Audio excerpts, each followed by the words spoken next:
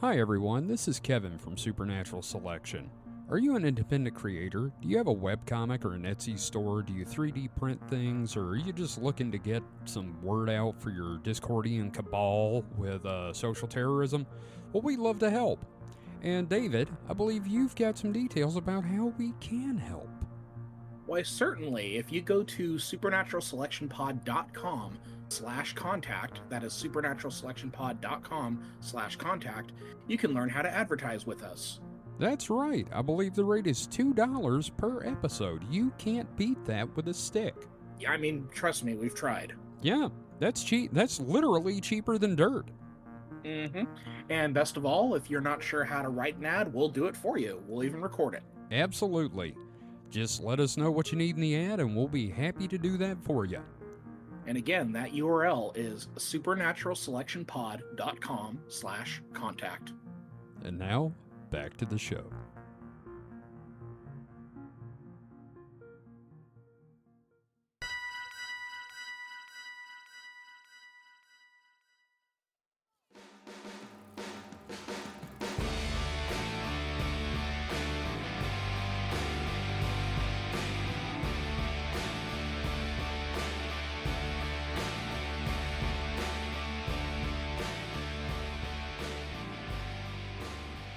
Are you ready for some Christmas? Are you ready for some football?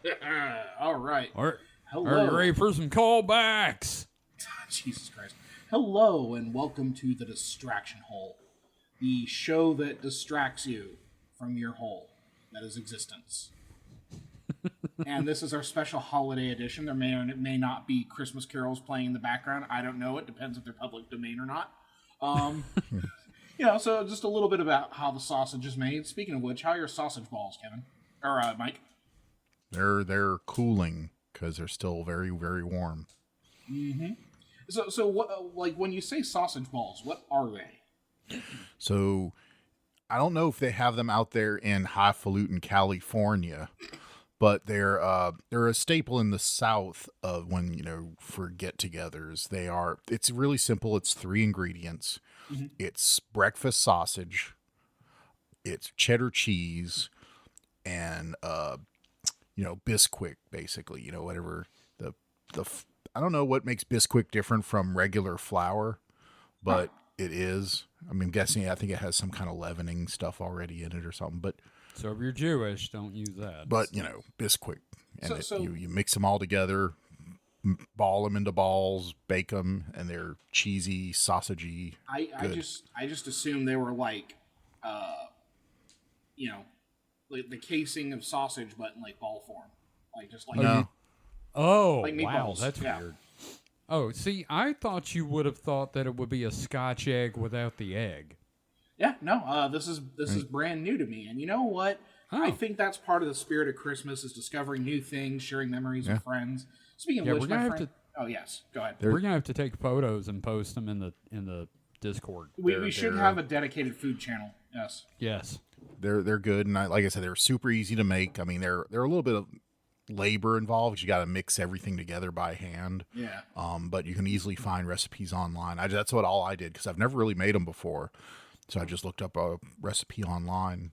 It was pound of sausage, a pound of shredded cheddar cheese, and 2 cups of Bisquick. Oh, I'm glad you're enjoying the process of massaging your balls. Yes. Well, they're not massaged anymore. They're hot and sweaty. That's what happens with the massage. Anyway, we've got good friends, good company. Good gracious. Hello. I am hosting this week. As you can tell, we're already off the rails because I am hosting this week.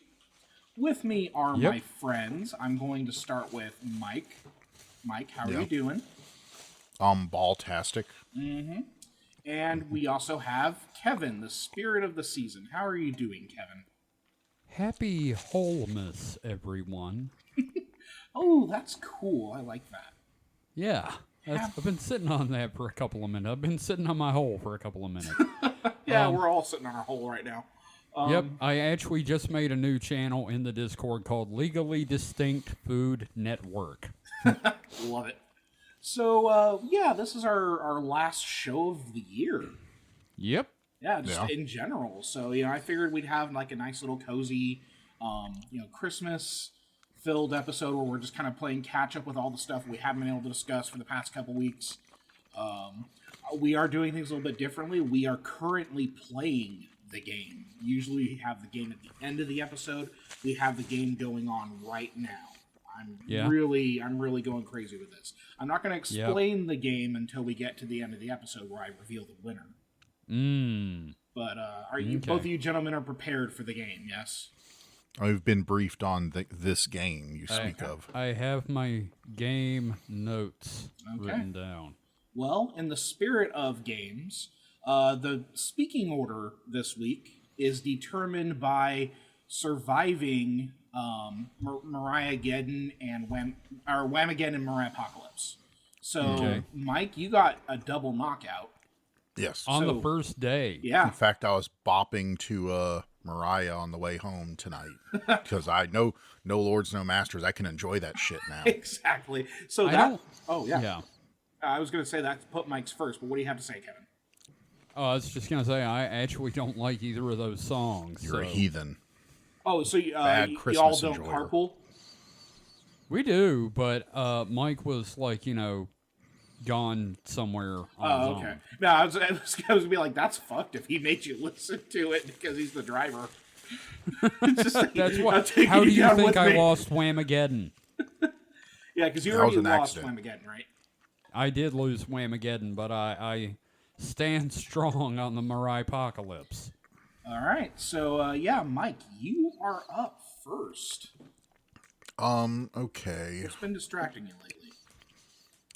I don't know, swimming pools. He's got this blister on his butt. For real? No, I'm just making a joke. Okay, let's unpack that for a minute. I do not have blisters on my butt. Okay. That's acne. But anyway, so Merry Christmas. The only writer I really follow, Brandon Sanderson, has a new book out this month. And The Winds of Truth, I believe, something like that. Mm-hmm. Yes, something like that. Or is it The Wind in the Willows? I don't know. It's the 5th book and the closing book of this arc of the Stormlight Archive. He has it planned out, I think, I can't remember if it's 2 arcs or 3 arcs. Wind and Truth. Yeah, Wind and Truth. And so it's the last book of this arc, so, close out a lot of the storylines and everything. I've been just very slowly going through it. I'm not voraciously reading it, mostly getting like a chapter or 2 a night. I'm enjoying it. I've never read anything of his I didn't enjoy. Let's see. Like, I've never read a Brandon Sanderson book.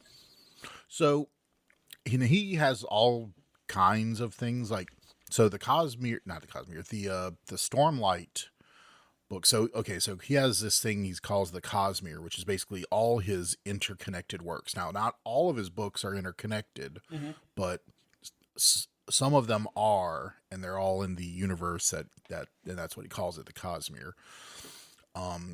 The Stormlight books are his big, thick, Robert Jordan, George R.R. Martin style, doorstop books. Girthy load of prose. Yes. But he has other books like the Mistborn series are very, slim, svelte novels. The twinks of the Cosmere. Yes. They're certainly thin and lithe. And then he has other books that aren't as big of series, would have 1 or 2, maybe 3 books, in that one, like Warbreaker, Elantris, I'm trying to think of any of the others. But anyway, but it's fantasy-ish, because he has the idea that it's going to progress, it's going to start from kind of more traditional medieval fantasy style and then progress to, because the Cosmere, all the worlds in it are planets, right. they're not just dimensions or whatever they normally do in fantasy style things. So like so you're there'll be talking about space travel.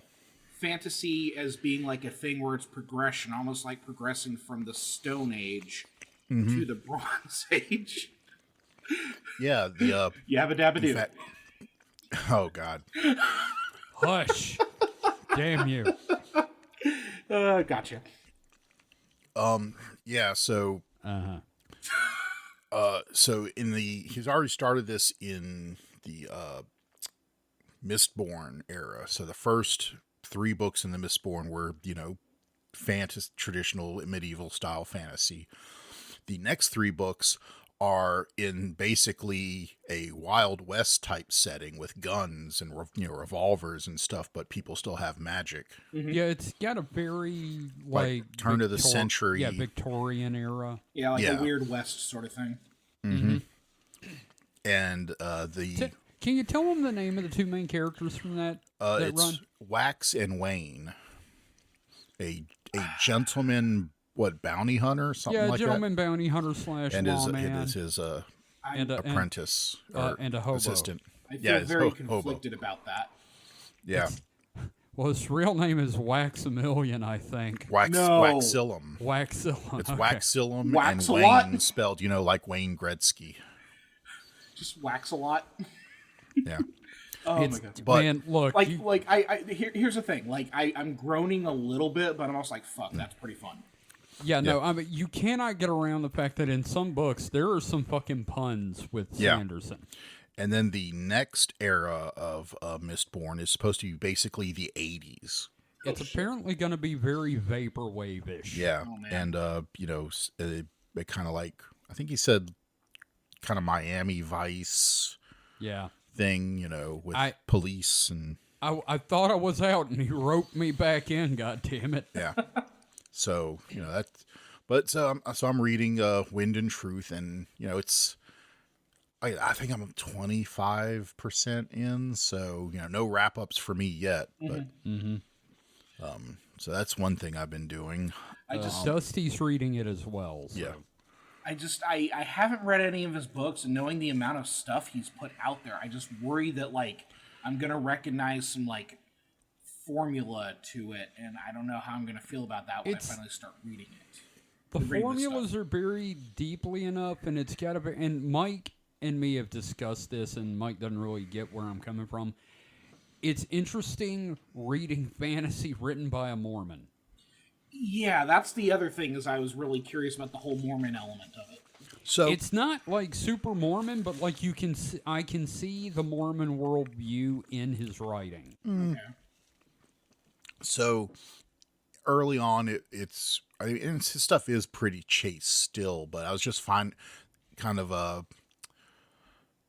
not amazed, surprised, I guess, that in the in Wind and Truth, there's a scene where there's an allusion to an erection, Okay. and because two characters are haven't had any time alone in a while, so they're taking a shower together, and then that cuts away from them, and then the next time it comes back, the female character is laying on the floor, very Spent? let's just say very content, Walking funny. and not wanting to get out of the shower, So essentially, the magic shower. Brandon Sanderson had his first boner and wanted to share it with everybody. Look, he's a Mormon. He has 5 kids. He knows how boners work. At least he rhythm knows how to method. soak. Yeah. Rhythm method. But no, like it's on my list of stuff to read. And I have a friend today. I was doing a D&D session with my friend Fareed, and he talks about Brandon Sanderson a lot, and I want to start reading it. It's just finding that time. I'd say It's good. Mistborn is a good jumping on point because, like I said, the feel books are like- shorter. I feel like that's the best jumping on point for It's his a stuff. the first one is a trilogy With an ending. With an ending, and you can burn through those pretty quick, Yeah. and just can and it's also one of the first ones he wrote. I think the only one that's older than Mistborn is Elantris. And he still hasn't come out with a sequel to that yet, right? But he's working on it. I'm trying to remember. It's like that was a big. I remember when I Wasn't- first started reading him, everybody talked about how like he hasn't done a sequel.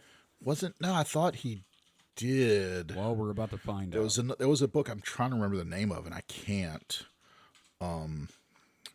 He did another one The off. Copper Mind. Well, that's their Wait, wiki. wait. That's the wiki. Shit balls. You're right. No, I'm trying to remember the name of that fucking book. Apparently, it's not out. Okay, well, He's still working on it. Oh, it'll be out in like 2 months, given his schedule from what I've seen. Or I'm reading old articles. I don't know. Didn't he write like 20 books in 1 year? Yeah, during COVID. yeah, during the pandemic, he had been touring, so much because like every writer, he's doing signings, going to readings, and all this stuff. And I guess he just didn't realize how much time that cut into his stuff because all of a sudden during the pandemic, he found he's not going anywhere. So he has all this extra time and he accidentally wrote like, was it 8, 10, 12 books? Yeah, his fingers slipped. Yeah, he said, it was funny the way he announced it because he did like a little video. I can't remember if it was a live stream or not, but he's like, yeah, and he explained that whole setup, and he's like, yeah, so I wrote a book. I wrote an extra book nobody knew about. Well, actually, I wrote 2 books. Well, actually, I wrote 3, and he just kept going. I think I saw that video. And so it was just funny. Yeah. That he is a machine when it comes to that's. One thing I do like about him, he writes well. I mean, he's not the best writer, but he's not bad. He's not terrible. Like- he's like a very serviceable He's writer. gotten better too. Yeah, like a lot of his earlier fantasy stuff fiction. Like, Yeah. I get it, yeah.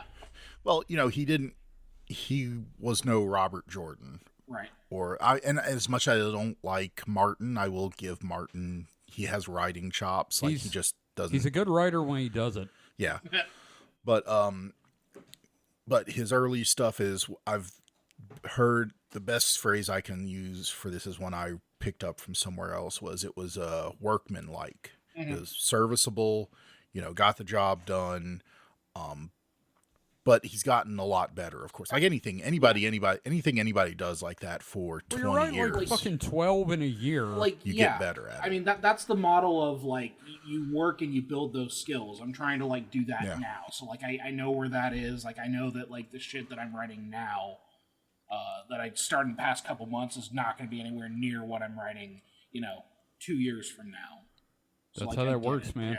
Yeah. No, that like, and that's good. Like, that's a good lesson that you can, like, I don't know, give to students, which I might do. So yeah, no, there are 2 Elantris follow-ons, the Hope of Elantris and the Emperor's Soul.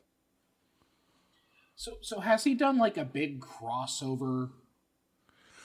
Sort of. So in the book I'm reading, there's starting to be more threads, like the characters have actually name dropped the Cosmere. There's some characters that hop between worlds and some things, like in the Stormlight books, there's this character called Wit, he starts off as, he's called that because he's one of the king's, like, basically jester. He's there and like makes, the court laugh and everything because he's witty. But turns out he's one of these, Elseworlders from one of the other worlds. And he's like, impossibly old and, is there kind of like trying to do stuff behind the scenes at first. And then there's also this talking murder happy sword that one of the characters carries, and I believe that sword is from Warbreaker. It's whatever book it's from, I have not read yet. I do enjoy a good murder happy sword. Yeah, but the big draw of Sanderson's books are the magic systems, because he is very in-depth, well thought out magic systems. Like, and they're all like in the Cosmere, they're all different. Like each planet has its own style of magic. Like in the Stormlight books, they get magic from bonding these little like kind of spirit elemental things called spren, which give them their magic, and they have to like take oaths, and the more oaths they take and find, discover more about themselves, they get more power. Like at first it's just they can summon a sword that's, this giant, basically it's a lightsaber, except it looks very anime because it's all, It's sounding anime. Like it's sounding like a Stormlight is virtual very RPG anime. Yeah, here's the thing. When I saw the cover of the first book, Words of Radiance... Wait, no, that's Way of Kings. No, Way of Kings. When I saw the cover of Way of Kings, I was like, it's pretty good. And then I read the book and looked at the cover. I was like, someone needs to show Michael Whelan Final Fantasy. Because I don't think he gets it. Yeah, and then, the more oaths they can, discover about themselves and their everything, they get more stuff. Like they get armor that's, magic armor, and there's different ones. Like some people can fly and use this flying magic, and it's all in the way they fly is not by just Supermaning it, but they actually it's described as attaching are you talking about the lashings to themselves? Yeah. And basically the lashings are come to understand the lashings are gravity. Yeah, it pretty much that's actually at the very beginning of the first book. Where dude's doing that. Yeah, and basically sideways becomes down for him and shit like that. And you don't know what the fuck's going on because he's throwing all these terms out. It's like, what the fuck? Which I've kind of gotten used to that. Well, yeah, but yeah. On a cold read, never reading it before, you're going, lashings, what the fuck's he talking about? I just kind of have to thinking go, about. All right. He'll explain it later in another book. Oh yeah. Okay. And that's what is that radiant called? Can't remember. Their radiance for the different kind of spren they bond gives different powers. So there's ones that can make illusions and stuff, and yeah, it's very well thought out, very intricate.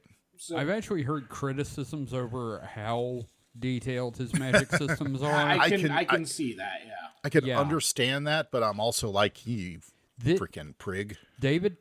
This is his trains. Okay. Yeah, it's kind of like us in our maritime history. Yeah. yes, that's it exactly. Yeah. Magic systems to him are what Master and Commander is to us. So I do want to start with Brandon Sanderson. So give me the best starting point for someone who is just getting into it but doesn't want a super long story to start with. Mistborn, Hero of Ages. Yeah, the first Mistborn trilogy. They're like I said, the books are not very long. 300 pages maybe? Yeah, they're not long. They're it's not like Wheel of Time shit. So the trilogy is 900 pages. The trilogy is about the size of one. My bad. The first book is The Final Empire. Yeah. Okay. And Mistborn has its own unique magic system. Its own trains. It's all based on metals. Yeah, but what they do with the metals also kind of involves lashing in a way. Gotcha. Well, it's got a lot of binding and shit. He's got a real logic to it, though. So I think what it comes down to is what they do with the magic is all very similar, but the way they get and what they call it in the books, they're calling it investiture. How they get that investiture is different from world to world. Yeah, but again, since they're all kind of based in this Cosmere, it makes sense that they would have similarities. So. And I get part of the reason I'm kind of I feel like I'm kind of looking into a mirror when I hear a little bit of this, because Kevin, you and I have talked about the world stuff that I've done, the building. Yeah, I mean. I get it, and I'm just I don't know if I want to see myself and what I can become. I don't think that's going to be a problem. I think you would actually enjoy this for the most part. Okay. But I would definitely start with Mistborn. Yeah. Especially Mistborn, because the first one is a heist story. Oh, yeah, no, fuck yeah, I'll do that. Yeah. Elantris came before, but I've heard Elantris can be a little rough. Did he rewrite the first Elantris book? He did. Though? So maybe you He could pulled start a George Lucas on it. You could start there, but he didn't go full George Lucas. But he No. just polished it up really. No, I get it because I'm writing the same book fucking twice right now. Yep. Yeah, no, so I get mean- it. I sense a kindred spirit, and I don't know how to feel about it. I mean, how many times did I restart Aaron Apprentice? Like No. 3? No, I get. Yeah, no. Yeah. Huh. So Yeah. yeah, Okay. no, I definitely recommend Mistborn for sure. Stormlight Archive is kind of heavy going at times. I mean, It's his Wheel of Time. yeah, it's just bigger books. Like I Yeah. don't think that the quality of the story or the No, it's not worse or topics- anything. It's just the like topics put forward are it's more epic, it's a Okay. bigger scope I in gotcha. a way. No, Yeah, 'cause it's, I'm intrigued.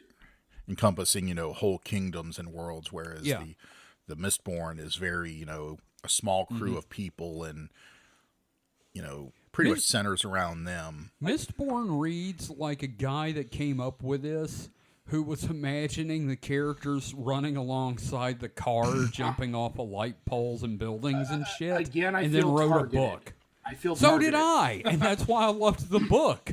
I just everything that I've heard about Sanderson has been good. I've not heard like a real critical thing. So Yeah. it's like it's been on my list. I need to finally like shit or get off the pot with this. So Yeah, that's fine. yeah. Yeah.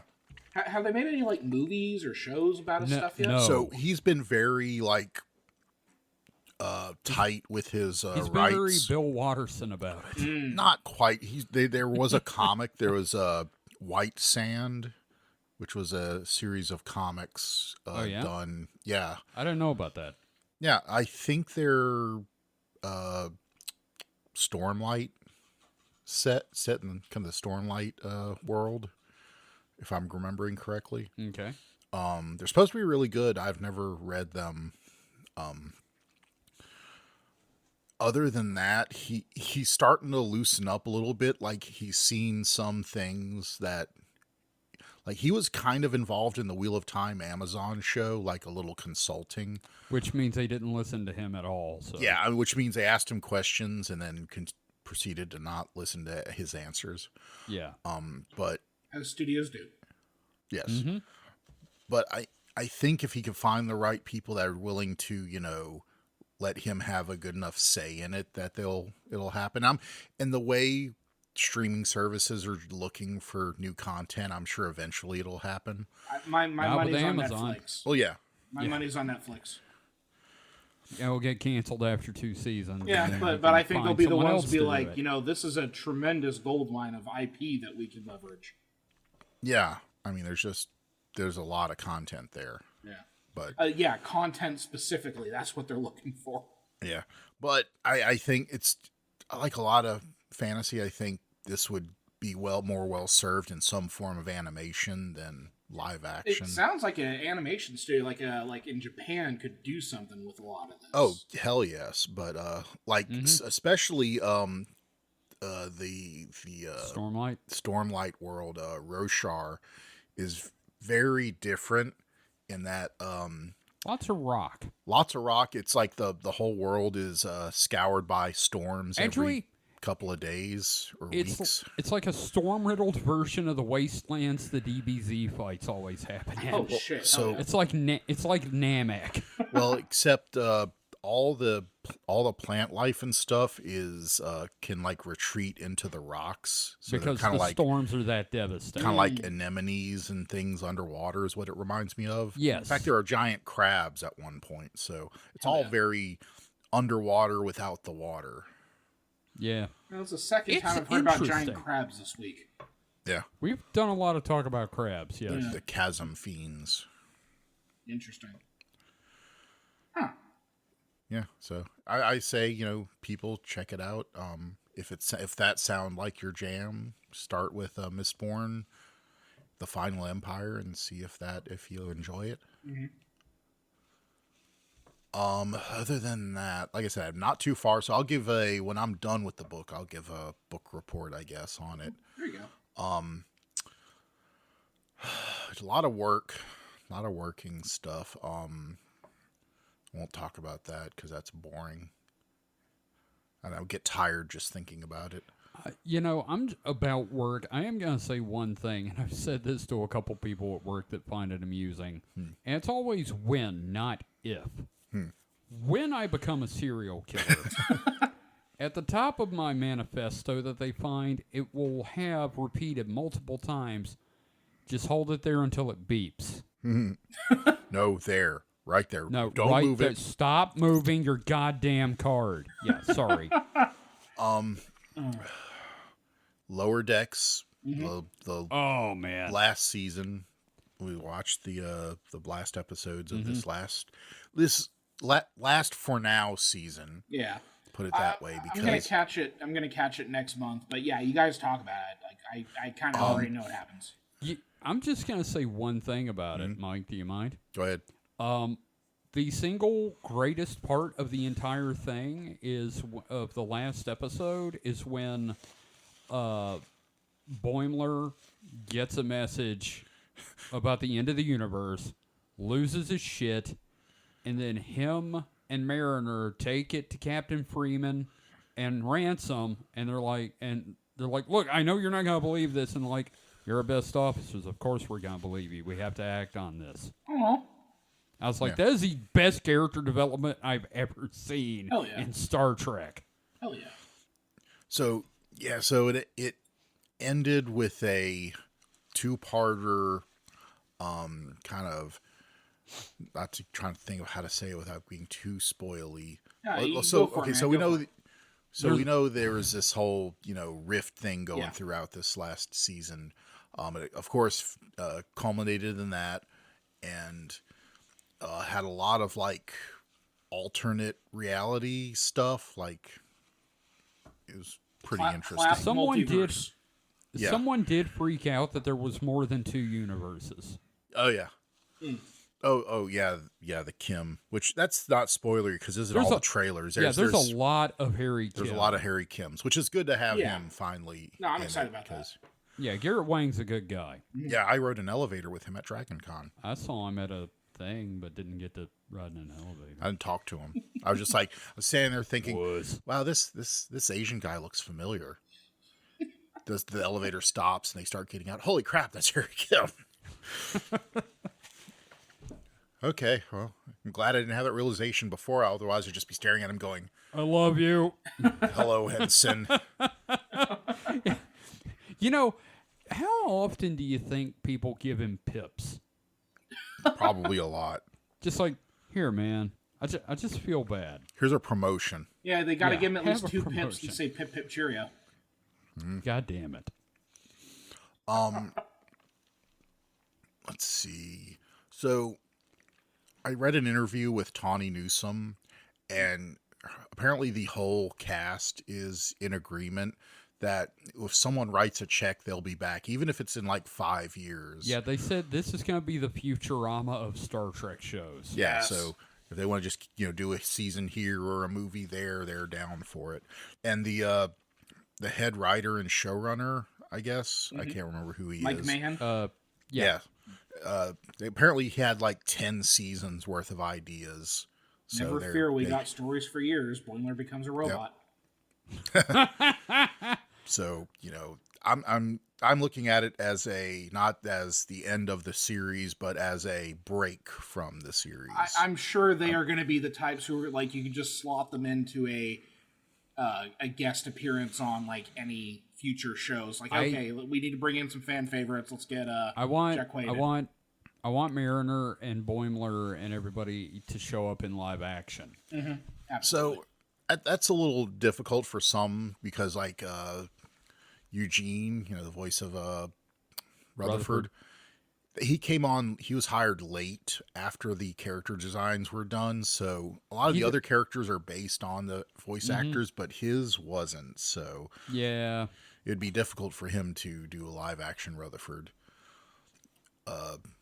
I did like his arc. I'm not going to say anything about it. I liked his arc this season. Yeah, I have to wonder if they like push that up a little bit because of the, the cancellation. Cancellation. Man, or, fuck Alex Kurtzman in general. He tried to Yeah. get Section 31 completely shut down, and the only reason it happened is because Michelle Yeoh was like really wanting to do it, and then she won an Oscar. You know, bless her. I love Yeah. her. Yeah. They forced him to do it, and I'm like, just get Good. rid of him. Right? Yeah, no.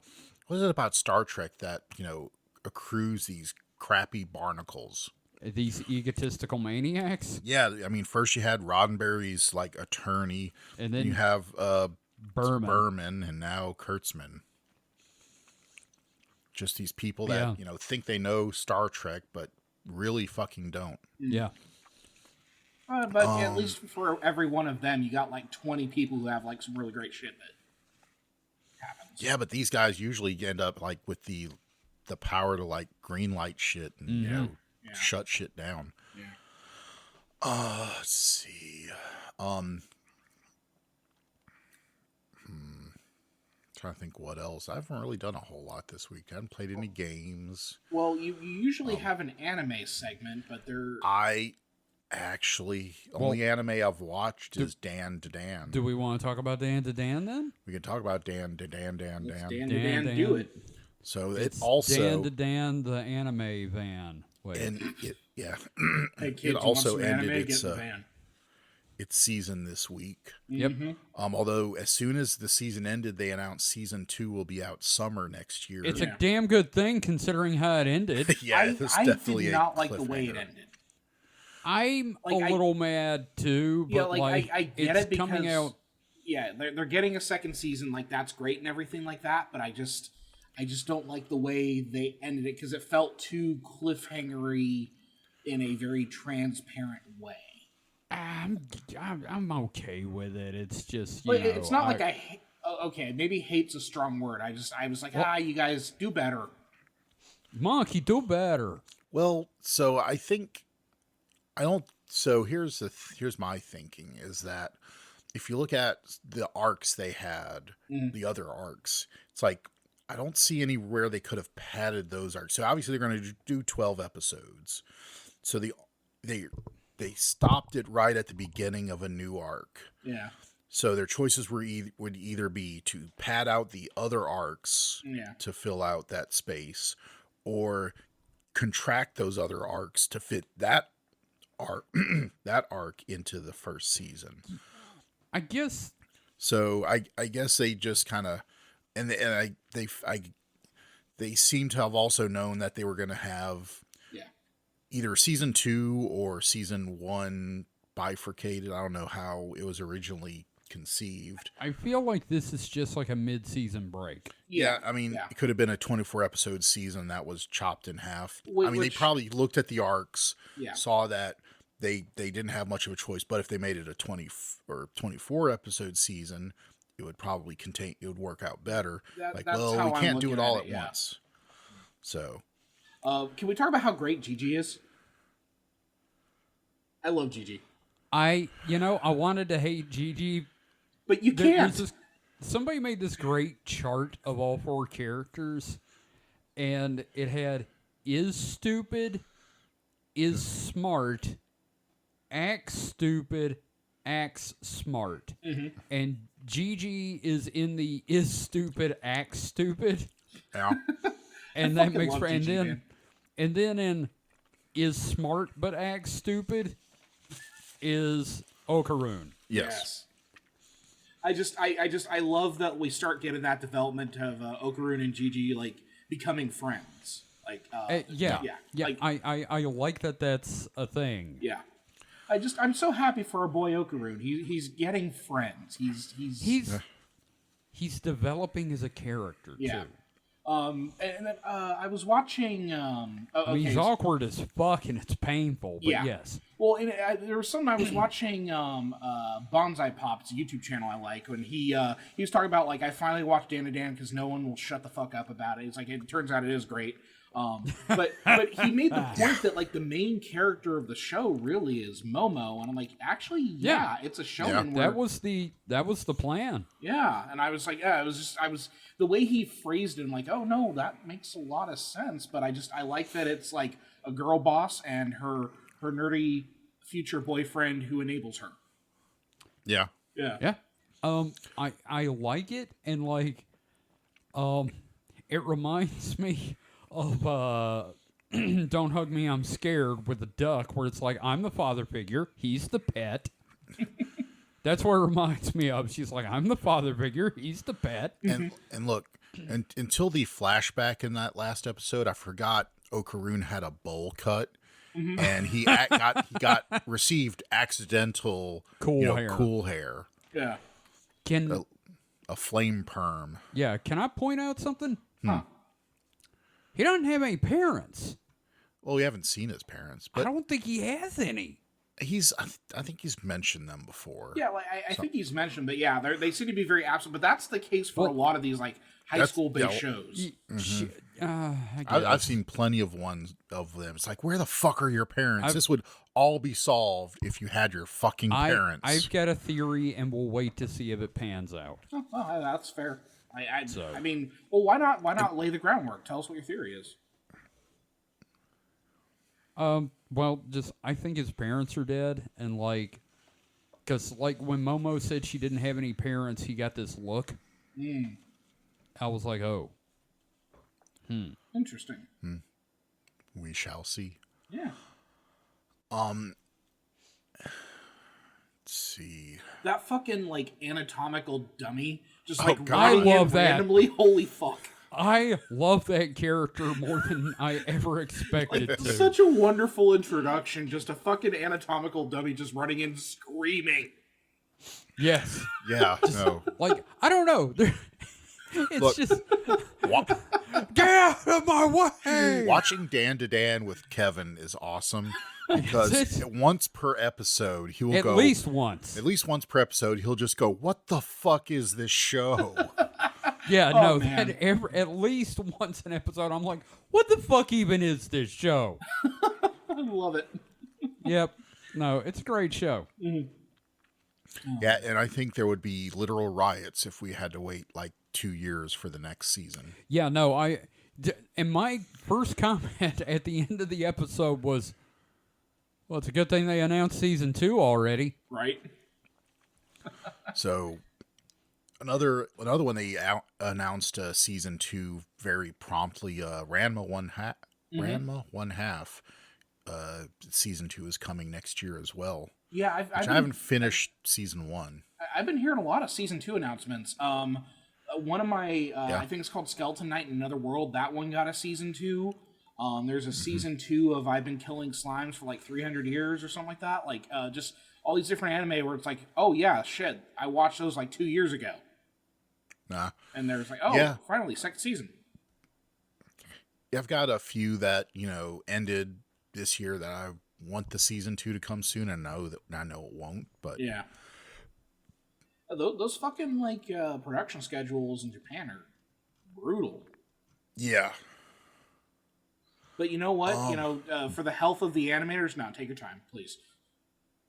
Yeah, no. Oh, yeah, no, obviously. Look, I've heard terrible things. Like, I like anime just like I like games, but I've heard terrible things about, the industry in both of them, so it's kind of sucks when you hear about how the sausage is made. Yeah. They're literally grinding up people to make the sausage. So we're all in agreement that, like, as far as if we're creating a media guide for Supernatural Selection, like, Dandadan is on there for under anime, right? It is the patron anime of this show. We need to get that show. page together. We need to get that page together with a little, like, write-up, the three of us talking about, like... Oh, the recommended media for fans of the show? Yes, absolutely. I think we should do that.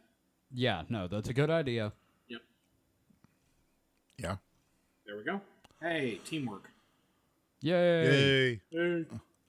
I don't. And the crowd goes wild. So I don't really have anything else.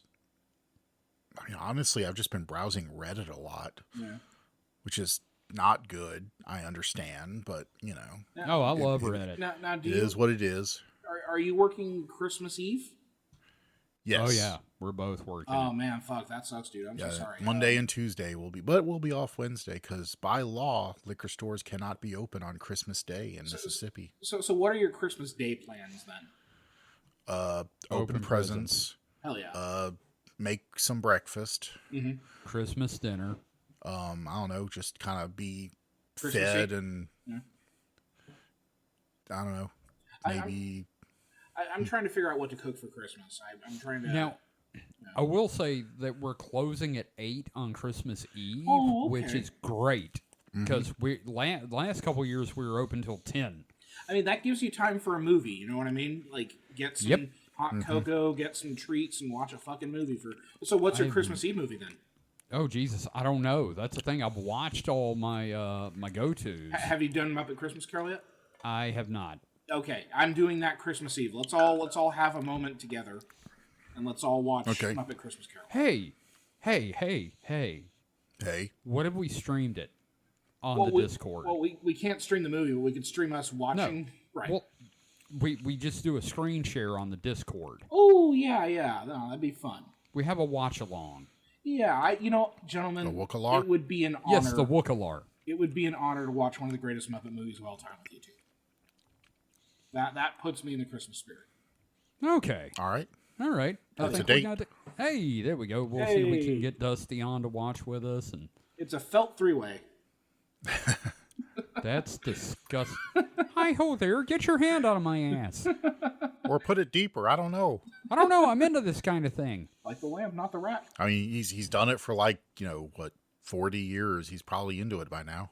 Oh, it's longer than that, Mike. I just said 40 years. It's Closer to because the first so Kermit it's about was 70 50s. years. The first Christmas, the first Kermit was in the Close. 70s. Yeah, it's Or no, like, 50s. yeah, it's like 70 or 80 years, Mike. Yeah. Really? Yeah. He doesn't look a day over 40. Yep. Yeah, I know. Well, cloth doesn't age. Tell that to moms. Yep. Well, that's getting eaten. That's different. Do you think aged cloth tastes better to moths? Is it like a steak? Are you asking if Muppet tastes better when it's been aged? I mean, if I were a moth, yes, I would be asking that question. You just reminded me of one of my favorite sketches from the state, where a family had moved into a new neighborhood and they had some friends from their old town over, and it's like, what is this delicious blue meat we're having? It's Muppet. And they'd always to get the meat, they'd stand at the window and be like, boy, I wish someone would explain to me how to tie my shoes. And a Muppet comes up as like, hi, I'm here to tell you. And they snap its neck. Jesus Christ, I love it. Yeah. No, they're basically living in a Sesame Street world and we're eating the Muppets. I never saw that sketch. Oh my God, need to the look state that up. had so much shit that I adore. Oh man, that's awesome. All right, Mike, what else you got? So I was just, I don't know, thinking about stuff. It's like, I realize I haven't built any Lego lately. I need a new Lego to build. What should I get? I don't know. Are you looking should, for You should wait till after Christmas, just in case. Well, the Lego I'm talking about, I don't think you would buy me for Christmas. I'm talking about kind of expensive sets. Oh yeah, no, yeah. I do know that they're coming out with some One Piece sets, and I guess they are going to do the ship, the Going Merry, I think. Interesting. Ooh. Which that would be a pretty dope. Because I generally do not have room to arrange any Legos that I build, but I would make fucking space for a Going Merry. You know what I mean? I don't have room. I have too many Legos. I need more storage or more shelves or something. I have a sickness. I don't really have a place for my Spider-Man Legos right now because I had them on my desk and then Ginger tried to eat them. Now, are you gentlemen Lego purist? Or are you down for off-brand or just it's obviously Lego, but it's not? Typically, I think we're both purists. Okay. I wouldn't say that. So I've eyed the knockoff, Chinese, what they call bootleg sets. Mm-hmm. Yeah, the ones that say works with a leading brand. Well, or just for sets that I missed out on because I've always wanted the Ghostbusters Firehouse, but I missed out on having that, and getting that on eBay is it was retail $300 back in the day, and I think on eBay now it goes for $600-700, even used. So I've been kind of thinking about that, or just other like a lot of times and I don't like the practice that they steal, people's designs, like stealing Lego's official designs. It's like whatever. They're a billion-dollar company. They can afford to have their designs, pirated a little bit. But when, someone makes a creation and then, a company steals it and sells it, that's a little more nebulous. Because I did see one that looked interesting. It's like an off-brand or whatever, but it's the bar, Patty's Pub from Always Sunny in Philadelphia, with the gang as Legos. Does it come with a fake human meat? No, but I think it has Charlie dressed as the Dayman from the musical. Oh, God. Yes. It doesn't have a knockoff Lego ham. I'm sure Or it eggs. probably Rum does. ham. I don't know. I'll have to look The for it. rum ham. Oh, okay, what about the Legend of Zelda set, the official one that came out? So Was that a thing? yeah, Yeah. it was the Deku Tree. Oh. I don't know. I mean, I wasn't too keen on the design. I mean, Like hey, maybe that's if it had been like a Hyrule Castle or something. yeah. The tree. It's cool that it's like the two Deku trees, right? Yeah, no, I do like the convertibility that you can Yeah. do two different styles of builds. But it was, I mean, and I would like to have it for, the Link figures and stuff. Like, I do like that, but... I mean, you are looking for a set, and that one's like right there staring you in the face. You know what I mean? It may So not be I your think- favorite, but like, they I are going to make think- later Zelda sets, I'm sure. Highest on my list right now is probably the Dune Ornithopter. Fuck yeah. There you go. Especially since it has long ass train Vladimir Harkonnen. He the little minifig has a stand that puts him like, several inches tall, and he has like a very long dress, that that's part so of his cool. dress. Oh, wow. So My Arrakis, my Dune. that's high on my list. So, and also I don't know, there's a couple sets that probably are going to retire next year that I should probably pick up if I want to get them, like the Camaro, or I'm trying to remember what else. I'll have to look, but yeah. I mean, I also would like some more Star Wars sets, but I kind of stopped buying Star Wars sets many moons ago. I don't know. I'll just have to think about it. Oh, that's fair. But I do want... Oh, and in the Lego Adventure, so I have the Lego Voltron, right? Ooh. And it was sitting on my liquor cabinet, basically. And I put it up there and haven't touched it since I built it. And I went over to the liquor cabinet to get something else, and I noticed, he's missing an arm. Oh. And I find like the pieces of the green lion arm that have fallen off. And like, okay, well, it's Lego. I probably got bumped or something. So I try to stick it back on, and it's not sticking back on. Like it just pops right off. And so I start looking, and the way it's held on are with 6 of these little 1x1 bricks that have the little hand part coming off the side. And they hook on to, corresponding posts inside the shoulder, basically. And some of those little hand bits are actually cracked and broken. But they're blue colored, but the ones on the other side are red colored, and those aren't broken. I feel like you should be able to buy replacement ones, though. So you're getting ahead of me here. Oh. So I do know that, sometimes when they make plastics like that, one, you can have bad batches, or two, sometimes the pigments can, alter the strength or endurance of bits. But also the little ball joint sockets that held the lion legs on were broken on the red and green lion because they used these little ball joints. So all in all, I had 6 plus 4 plus 4, 14 pieces broken. 6 plus 4 plus... Yes, Oh, 14. man. That's enough to make you literally angry with rage, huh? So there were 14 pieces broken. So I went on Lego's site. They have a form you can fill out for this, and you can actually look up by set and then put the actual part numbers and everything in.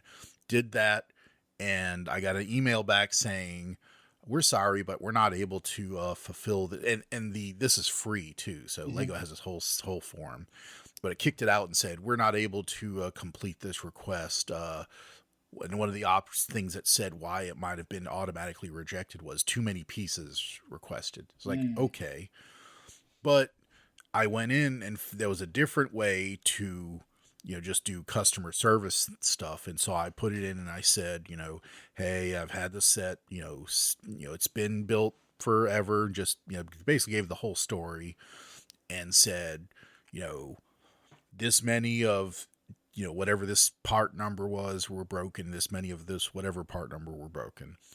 Sent that off. And just eventually a couple days later got an email said, okay, we're sending you pieces. And so they came in, I rebuilt it, and it's sitting on my table somewhere. Hell yeah. So yeah, I mean, they're really good about replacing broken pieces for free. Like I didn't even have to pay shipping. Hell yeah. Yeah. So I avoided being literally angry with rage. Because that would have sucked if I had to like buy those pieces. Yeah. Because those probably, I mean, there's no telling how much they'd charge for that on like a that an or external site. having to get them like third party. Yeah. So I mean, I'd buy that for was- $1. yeah, that's really cool of Lego to do. But they're a $1 billion company. I'm sure that's nothing to them. Yeah, I But- wonder how much it cost them to send that out. You know what I mean? It's not an insignificant amount of money. I will say that for however many but I'm glad they do it. And they're not an American company, so they will do that. Right. That seems Yep. to be the If major qualifier. Lego was an American company, they'd tell you to fuck off, or they would just sell you the parts. Like, and I'd have to admit, if I had gone there and they had said they wanted like $5 for those parts, I'd been like, sure, why not? Yeah. So good on them. Yeah. Yep. Let's see. I guess I'm done. I'm done talking. Okay. Well, how about because I feel like it's cheese o'clock for Kevin right now. Yeah. So yeah, Yeah. we'll Your go ahead and cheese take a break. reserves low. Get Yep. your cheese on, and then we'll be back with Kevin's turn because he is the second runner-up in the competition this year. Well, you're ahead of him. Alright. Yeah. Wow. Yeah. Wow. Well, I'm gonna eat some balls. Ooh, you know what? I might have some of your balls in my mouth. Happy Don't holidays, say it like that. everyone. You're making it weird. I'm We'll be always right gonna back. make it weird.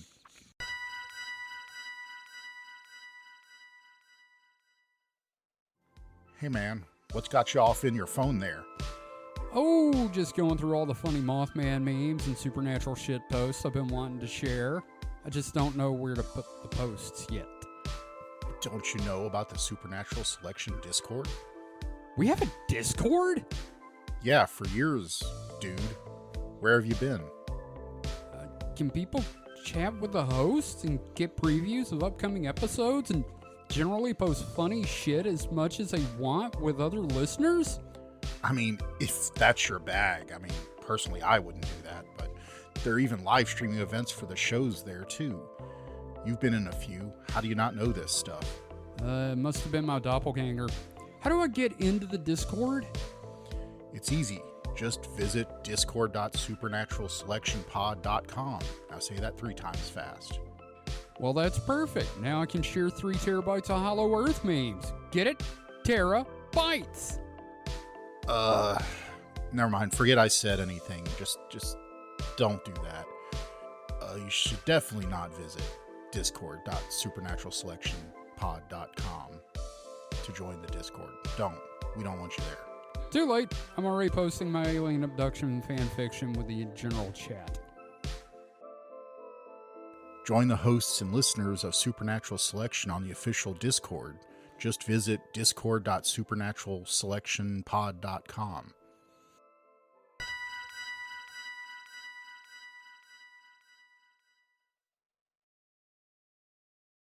Press. I am recording. As am I. And welcome back to the distraction hole. Everybody's full of balls except me, and I'm very sad about that. You'll have to send me the recipe. I know that like it's just like 3 ingredients, but it's good to have reference at least. But you both are balls. you both are enjoying your balls right now, so that's great. Alrighty, so yeah, as we had established, so far I'm winning in life because I have not been whammed or Mariah. So, Kevin, you are up. What have you been distracting yourself with? Well, first off, quick update on X-Men comics. They continue to be good. They're in the raid on Grey Malking storyline because Xavier's school has been turned into a mutant prison. I didn't catch up with that. And several team members of both teams have been captured and taken there, and in both X-Men and Uncanny X-Men, both teams have gone on a raid independently, and I think they're about to throw down. Oh, shit. And then Blob showed up. Oh, yeah. Yep. So, fun stuff. Now, besides that, first off, MST3K for me is like completely linked with Christmas. Always has been, thanks to Santa Claus Conquers the Martians. Absolutely. I mean, there is no way to get around it. I sing "Let's Have a Patrick Swayze Christmas" all the time. Pills for breakfast? What are we, Judy Garland? Yes. That movie lives. So one of my prized possessions, it is a Rhino DVD that has on one side, it is Santa Claus Conquers the Martians. The other side, it is Manos, the Hands of Fate. I have that. That's the essential set. With it also came with Shorts Volume 1. Yeah. And it came with Poopy. Yeah, Poopy That's reel. right. Yeah. Yep. Love that set. So, at Christmas, I like to watch the MST3K Christmas specials. So, I've really been enjoying, I watch Santa Claus Conquers the Martians. I watched the Bizarre Mexican Santa movie. I watched the Christmas that almost wasn't, the one with Jonah. I fucking hate the Christmas Dragon. Like, I hate the movie, and I hate the episode, and it's a terrible episode to end the series on. I mean, I could feel it. It's kind of like how Atlantic Rim, like it's when the movie is deliberately like bad. Yeah, it's like nah, like well, no. I would say that needs to be there. The Demon Squad was earnest and it's trying to like make a movie, and that's what made it fun. It wasn't like being intentionally bad. Yeah, okay. Yeah. Demon Squad is like, and maybe the Christmas Dragon, they were trying to do something, but like I don't think they gave enough of a shit, and also I don't understand the theology of we're in a fantasy world and then Jesus. Well, I mean Narnia. Yeah, well, fuck that.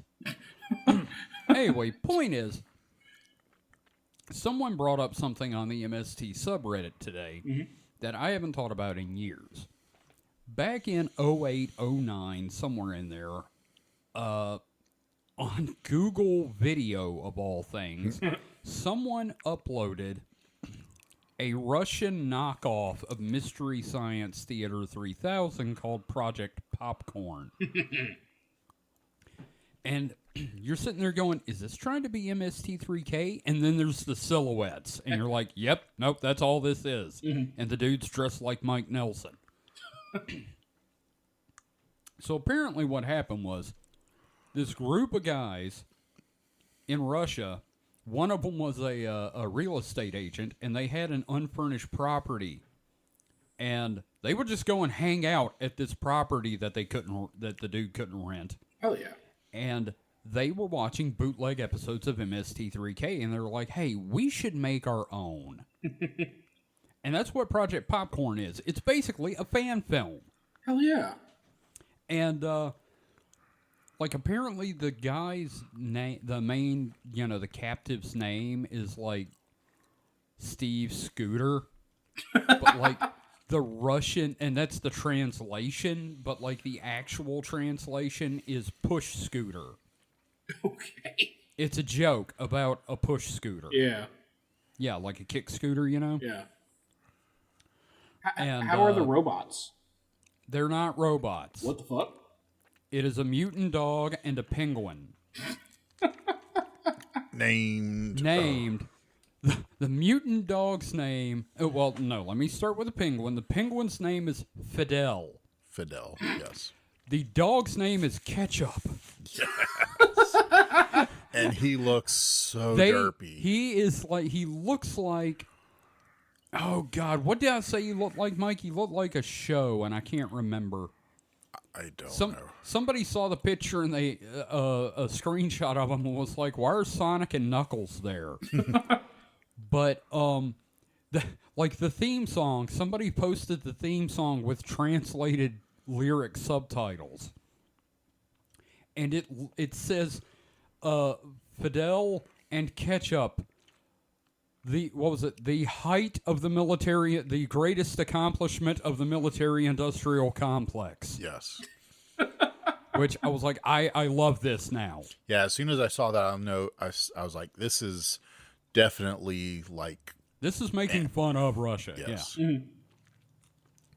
It is both the most Russian thing I've ever seen in my life and the most 90s thing I have ever seen in my life. It has the feel of like a weird intro to a show on Comedy Central in the 90s. I don't know how else to put it. How is the quality like KTMA quality or? Yeah, somewhere around there. And like the mad scientist is like a bizarre cross between. It's like somebody said, combining Dr. Forrester with Hitler was certainly a choice. But yeah, no, basically the plot is this guy is broke because Russia. So he signs up to be a test subject for an experiment, and they shoot him into space and make him watch movies.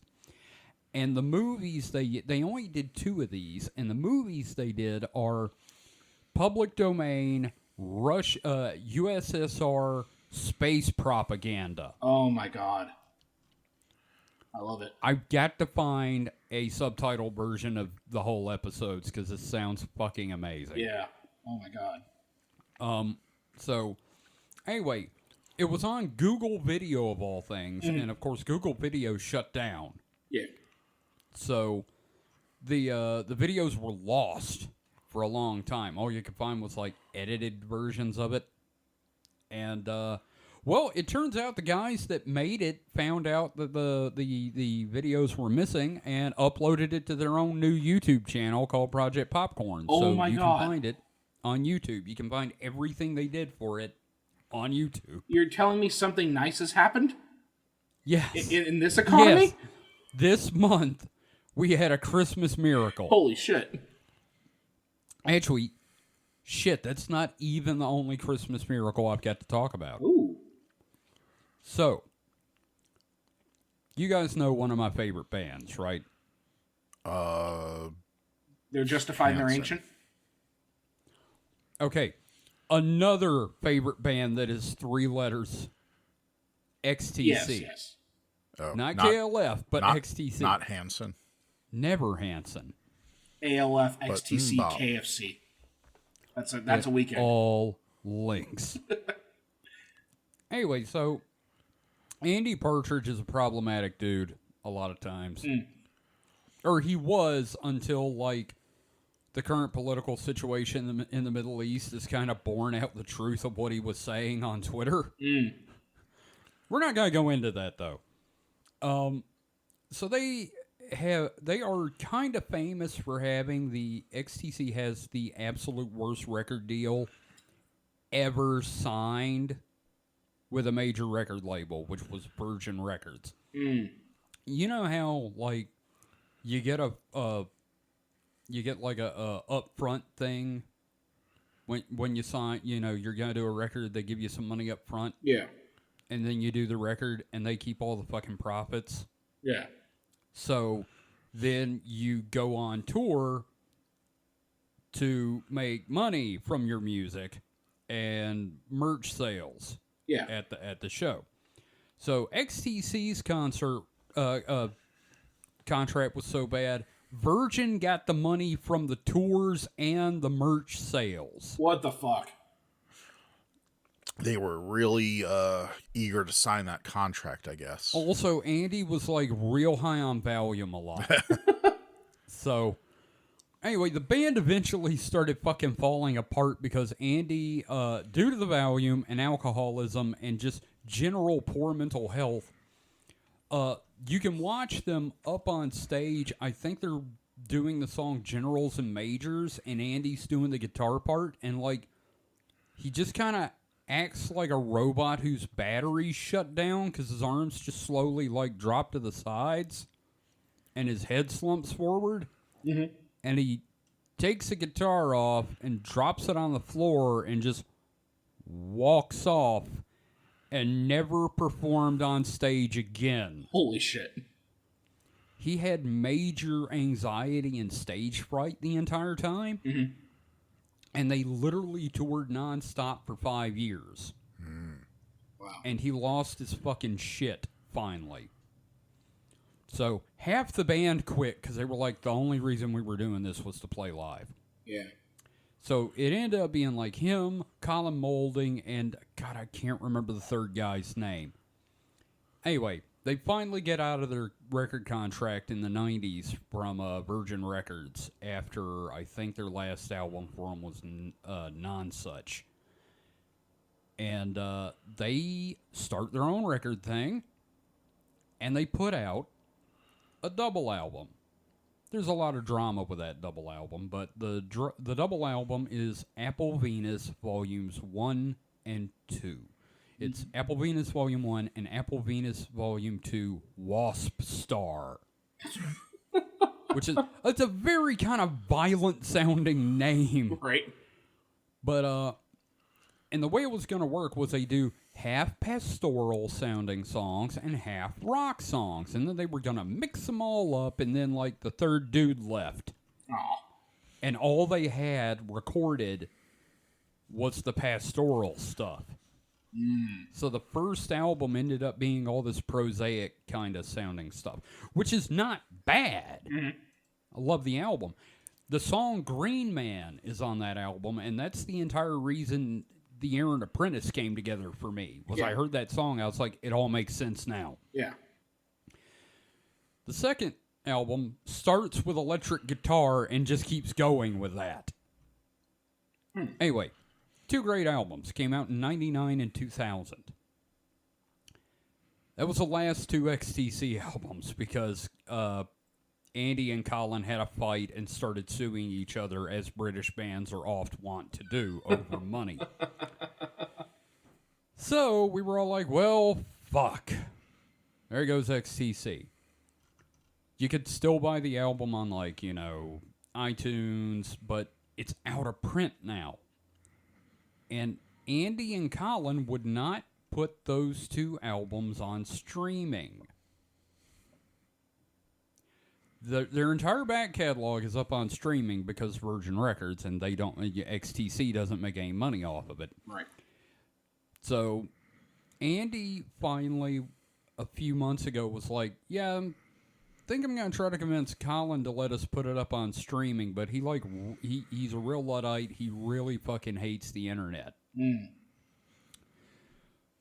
Today, Apple Venus Volume 1 popped up on Spotify, Tidal, and Amazon Music. Oh, that's awesome. It's a fucking Christmas miracle. There you go. I am so fucking happy about that. Just because, like, I hate having to, just the only way I could listen to it was YouTube music. So, I don't know. I'm just really fucking happy that I've got at least the first one back. I'm hoping the second one comes soon after. I mean, at least the door is open, right? Yes, absolutely. Yeah. And shit, if they're talking, who knows? Maybe they'll, like, do a song. There you go. Like a new song or something. And then break up again. Yeah, whatever, as long as I get a song. Oh, man. But, like, Yeah, I was just really excited about those two things. Like, two things I didn't think I'd ever see again have turned up. Mm-hmm. So it's neat. It's just neat. I'd buy that for $1, you know? Yeah, no, I totally agree with you on that. That's awesome. Yeah, I'm just saying. Yeah. Yeah, well, Dick, you're fired.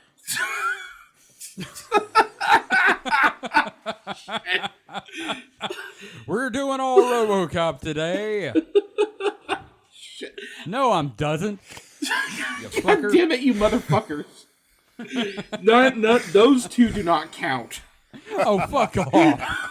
Those two, no, that is not in the spirit of the fucking game. Did. Mike's did, because it's... Yeah, no, that's fine. Yeah. Okay, yours does not count, Kevin. Fuck off. Mine should count.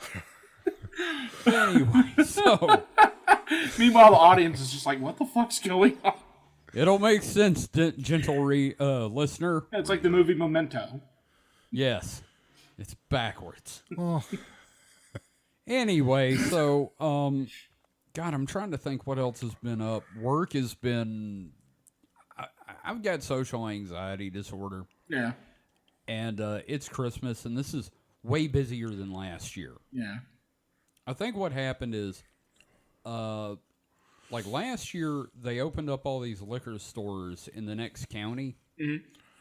And everybody was like, we're going to the new ones because they're closer. And they did. And now everybody's coming back to us this year. because they ain't got shit. They don't have shit, and we're not rude. Mm. Yeah, no. We're the nice liquor Well, store. we're also, I mean, like I said, we also are a bigger store, so you know, there's more. We have more variety than those smaller stores can have. Have you at least had any like fun, like, or at least dumb interactions with customers? Anything like at least kind of get you through the day? Well, we got this guy that I call, oh, good God, what was it? Okay, he's a homeless guy, and he comes in, and he buys like a half a gallon of cheap bourbon. Mm-hmm. And he's got these long, dirty-ass dreadlocks, but the way he acts, do you ever watch those, like, late 70s, early 80s interviews with Charles Manson where he, like, gets up and is dancing and acting all weird and shit? Mm-hmm. Okay, so I started calling this guy Dreads Manson. Fuck. And, he's just, I don't know, man. He's not funny, but, like, it's funny. Yeah. No, it's kind of like, you know, the whole Jeffrey Dahmer thing when he was in high school with Durf Backdurf and my friend Dahmer. Yes. Like, just the weird guy. Mm-hmm. Now, I will say, he did one thing that I was like, man, I hope to God that dude didn't hear you say this. Oh. Mike, you know what I'm about to talk about, right? We had an Asian customer at the front. Oh, no. Oh yeah. Oh, yeah. And this motherfucker was, had just gotten done checking out, and the Asian dude walks up and is checking out, and this guy turns around, and he's like, the whole time. So, I don't know what the fuck he's saying, but in the middle of his whole, he goes, ni hao, and then bows at the dude and leaves. Oh, Jesus Christ. It's like racist Beavis. Yeah. Yeah, it's like the Great Cornholy Ho, but Southern. Oh, man. Well, we also have our title for the episode. It's Racist Hobo Christmas. Oh, boy. But yeah, That's memorable. Oh, man. That's absolutely memorable. Yeah, it was. I hope it made I hope that homeless person's racism made your Christmas just a little bit brighter. Not really. I'd rather deal with our regular homeless guy. Oh, man. We got this guy that comes in named Jerry. Mm-hmm. I'm going to be honest. Jerry's been here as long as I have, if not longer. And So. he'll outlast you. Technically, Jerry's got seniority over me, so I have to do what he says. But he's all right, you know. We don't have a problem with him. Some people are scared of him because, you know. Homeless. Yeah, homeless African-American guy, and white people are like, I'm scared to go to my car. Yeah. It's like, As white people do. So, might have to bleep that. Anyway, point is, Jerry's an all right guy, you know? He can be a little bit of a handful sometimes, but I mean, the most he's ever done is like panhandled in the parking lot, and usually he'll only do that once and then move on. He's not like constantly out there. He knows where he buys his liquor and doesn't want to piss us off. No, that's fair. So, anyway, enough about that. We've had some, fun interactions as usual. We got some of our regulars that come in. Yeah. Yeah. Cool guys. We got this one dude that comes in. The first time he ever came in, he was literally dressed as Luffy. Jean shorts, sleeveless red vest, and the straw hat. That's fucking awesome. No, we do have some real fucking cool customers up there. That's great. Yeah. And I haven't seen him lately. I think he's working up North Mississippi. One guy comes in, he bought me a Hecklefish sticker back when that was a good thing. Yeah. Yeah. So, well, that's okay. We've got Margaret now.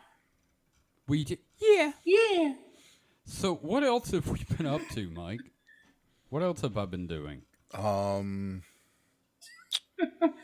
don't know. I don't really keep track of you. Here's the thing. I've seen probably every filmed version of A Christmas Carol that matters. Which is, frankly, it's my favorite Christmas story, period. Yeah, absolutely. I've never read it. Oh. I went to JPS. I went to Jackson Public Schools. We didn't have to read it. They made us watch it. So I found a copy for like $1.05 on Amazon. Started reading it, and you know what? It dawned on me I've never actually read any Charles Dickens. Oh. And I get it now. Yeah. You get it. Like, his writing, like, as the narrator, he is as much a character as anyone else in the book. And it's just so fucking entertaining. Like, if you want to start your Dickens journey, I have some suggestions. He has a little thing he wrote called Sketches by Boz, which is just him doing, like, little verbal sketches about people in England as he's out for, like, a walk and stuff, and just, like, extrapolating and writing stories about these little moments around the city that are just absolutely fascinating. I got a book of lost writings of Douglas Adams that has a little bit of that in there, of him taking the Concorde between the U.S. and England, and he'll, like, do, like, those sorts of things about, like, the plane and the people on the plane. Yeah. And he'd make up backstories for them. I'm pretty sure he got that from Charles Dickens. Yeah. I'm sure he did. Yeah. He did, but man, it's like 1983. He's on the Concorde, and he's like, "This thing is fucking ancient, and I think I'm going to die on this." You know what's weird? We have a Dickens festival here in Southern California. Like, and really? I keep intending to go, and I just never do. So I'm going to double check and see if I can maybe go this year, just because, like, and it's weird. It's like, it's a city that's like maybe a 30-minute drive from me, right? And I'm just like, I've never done the Dickens Festival, and you think I'd be all about that. I haven't made it happen. Just don't do any horror there. It'd scare the Dickens out of you. Oh, my God. Good job. I was going to say, the only Dickens going on down here aren't for polite conversation. Hot Dickens. Hot Dickens, yeah. Jesus. Hot Dickens. Oh, man. I'm sorry, that's terrible. I don't know. I just never read it. I'm really enjoying it so far. Like, legitimately, like, it's a fucking ghost story for Christmas, and it's just so perfect. Yeah. I get it. Yeah, there's no Muppets in it, the original, but, like, not everything's perfect. Yeah, I know, but, I mean, honestly, all my favorites are actually not the ones with the Muppets, but, so... It would be funny if you go back and find, like, the original draft of A Christmas Carol, and it actually does have the fucking Muppets in it. Yeah, it's like, who the fuck is, like, Gonzo the Great in this draft? Holy crap. And his editor made him take him out. Frogs do not talk, sir. Charles, I don't know what a Muppet is, but you have to take these mop puppets out. Oh, man. So, yeah, you know what the biggest thing about Christmas is for me is not buying anything on Amazon for the month. You know what I mean? Yeah, I feel you. Because I don't want to get something and then it turns out like somebody got it for me for Christmas. Yeah. So there's always that little bit of terror there, but I'm still going through Amazon going, I really want that. Yeah, that's fun though, because like you just don't know if you get it on Christmas, and if you don't get it on Christmas, then that's your opportunity to go get it. So it's like a shittier version of getting the JCPenney catalog. Actually, that's something I want to talk about. The JCPenney fucking catalog and toys from then. Like, I know you're younger than me and Mike, but like, did you get the JCPenney catalog?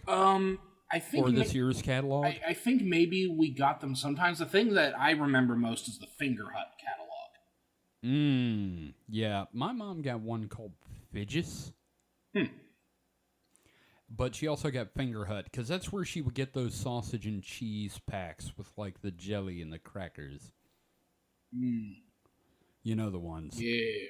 They got the summer sausage and the cheese. Oh, I need to go get one of those. Fuck, thank you for reminding me. Yes, you do. Yes. And the little strawberry candies that are wrapped up in the little plastic thing that makes it look like a strawberry. Yeah. I love those things. But I actually ended up going on... I've been... Some Saturdays I get bored.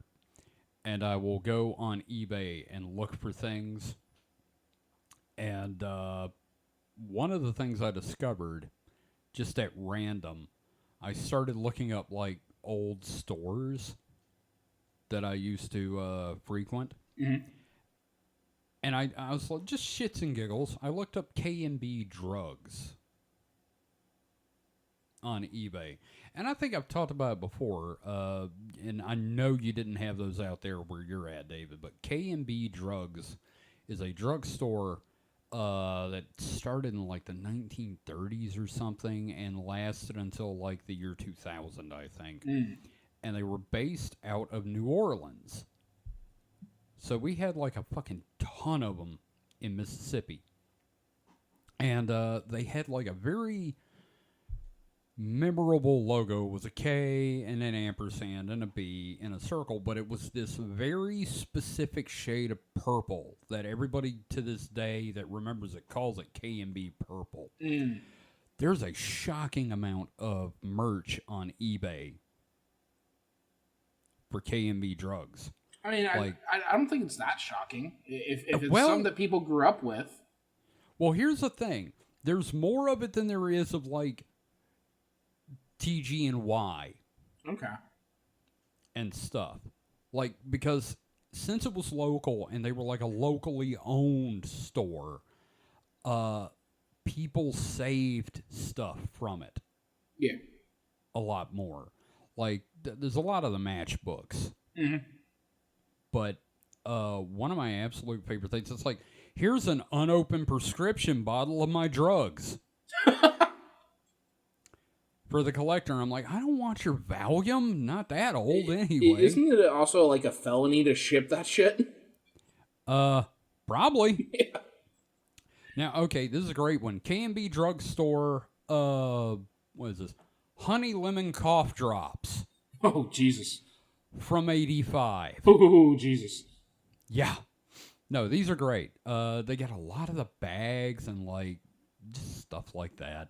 And it got me to thinking about K&B, which is also Christmas related to me, because my mom at Christmas, like either Christmas Eve night or the night before, back before Black Friday and all that shit, where you could actually go to a store on Christmas Eve, we would go up to K&B and look at all the Christmas stuff, because they had like a lot of merchandise. And then like we'd go, and they had probably the best ice cream you could buy in a store. Yeah. And we would get, like, it came in, you know, the cardboard box thing. We would get a thing of K&B ice cream, best tasting vanilla I've ever had. And take it home and have that. And that's why I'm diabetic. But it's, I don't know. It's just linked in my mind to Christmas for all time. Yeah, our drugstore brand ice cream that I was obsessed with here in California was Thrifty. Like, that was my favorite ice cream to get. Like, it was like, if I had a choice between Baskin Robbins or Thrifty, the drugstore ice cream, I would go to Thrifty. Oh, yeah, no. K&B Drugs, hands down, I'd take that ice cream over damn near any other ice cream on the planet. Yeah. So, yeah, I don't know. Christmas is when I get nostalgic, so I'm sitting here looking up stuff earlier, and I find, hey, you can buy English leather cologne. Did you ever see English leather? Right. Leather came in like a rectangle glass bottle, and it had like a solid wood screw-on cap. I'm wondering if they were still making in the 90s, because I think I may have gotten some as a gift, like a grandparent's like, you're growing up, you should start using cologne. You should save. Yeah. I'll post a link to it in host chat so you can take a look. It sounds familiar. I'll put it that and way. They have not updated the packaging. I can tell you that right now. Okay, yes, I do recognize that. Yeah, no, I mean, like, every single product they have, the labels used to be white, but somehow these look like they've been sitting in your smoking uncle's bathroom. Yeah, well, time makes fools of us all. Yes, it does. Oh, man. So, David, have you got any, like, really good Christmas memories, like, related to, like, stuff like that before we move on from me to you? Yeah. So, I'm trying to think of. So, I live in Southern California, so there's not a whole lot of snow, right? Right. Especially where I'm at, because I'm technically in the desert, or I'm like at the very edge of the desert, right? But there have been a couple of Christmases where we've had snow out here, and I really, yeah, and I recall fondly. I recall fondly those winter days. No, there was one year where I was like, I think it was 1997, where one of my gifts was a RC car, a Donkey Kong Beanie Baby, and it was snowing. So I put my Donkey Kong in the truck, the little RC truck, and I was fucking like drifting around on the ice with my RC car. And that's great. And snow was coming down, and I'm like, this is amazing. Other Christmas memories, waking up in the morning to see my dad was already playing with the unwrapped Nintendo 64 that they had gotten for us. My dad did that with my Atari and my train set. Yeah. Aside from that, like, a lot of, like, Christmas memory for me, because let's face it, I'm a husky guy. It's food related. Oh, definitely. Yeah. Man. Oh. So like my grandma would do really nice Christmas dinners. I'm gonna miss those.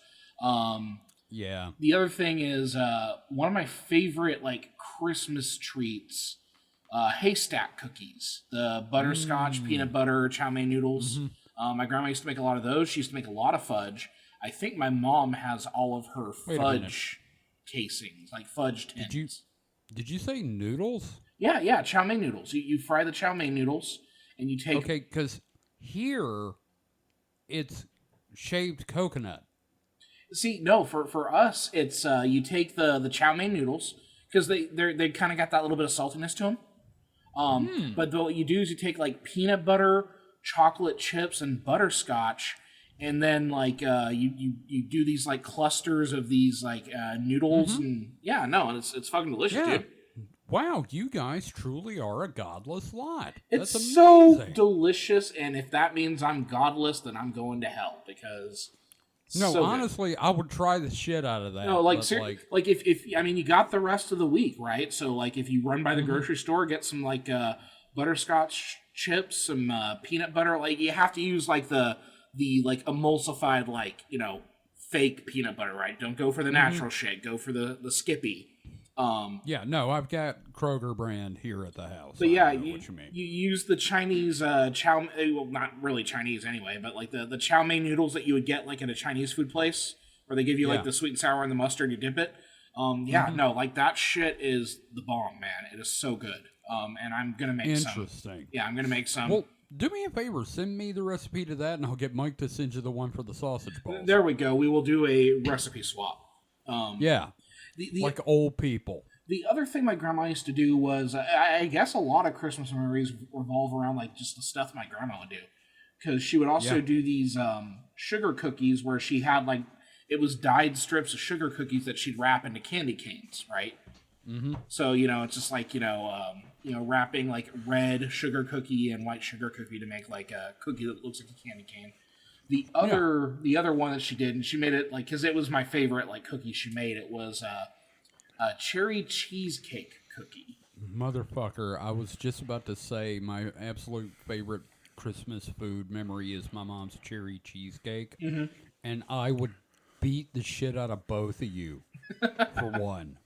Oh man, like I don't know, because I think my mom has my grandma's fudge tins, and I think I've already like negotiated with her about getting those. Like a hostage. Yeah, like I think I want those fudge tins, and I know that my mom does listen to Right. the show, so I'm putting this out there. Give me those fucking fudge tins. Okay. So I was away from the microphone for a minute, but I could still hear y'all talking. Kevin, you've had what David described. That's those haystacks that someone brought to work. Oh, is year. that what that Yeah. was? Yeah. Okay, all the haystacks I'd previously had were just like shaved coconut with No. all that stuff. No, I wouldn't have eaten those if they had coconut. I've never had. Yeah. Yeah. The ones that coworker brought were I know the ones. were Okay. were no coconut. All right, my bad. Thank you for bringing that up. I don't know if you had any of them there. No, I had them. Okay. Yeah. No, it's Christmas. I'm not diabetic at Christmas, remember? Yeah, the rules are different around Christmas time. Yeah. Yeah, no, so I guess I think that's some memory stuff I can Yeah. go into there. Well, I'm kind of done. I didn't really have a lot this week, so David, if you wanna move on to yours. Well, okay, how about we take a quick little break, reload yourself with some sausage balls. Yeah. I'm gonna go have some more balls. I can't have any more balls. I got to take them to work. I'll have cheese then. All right, Have cheese. fair enough. I'll have my podcast cheese. We will be back with the distraction hole momentarily.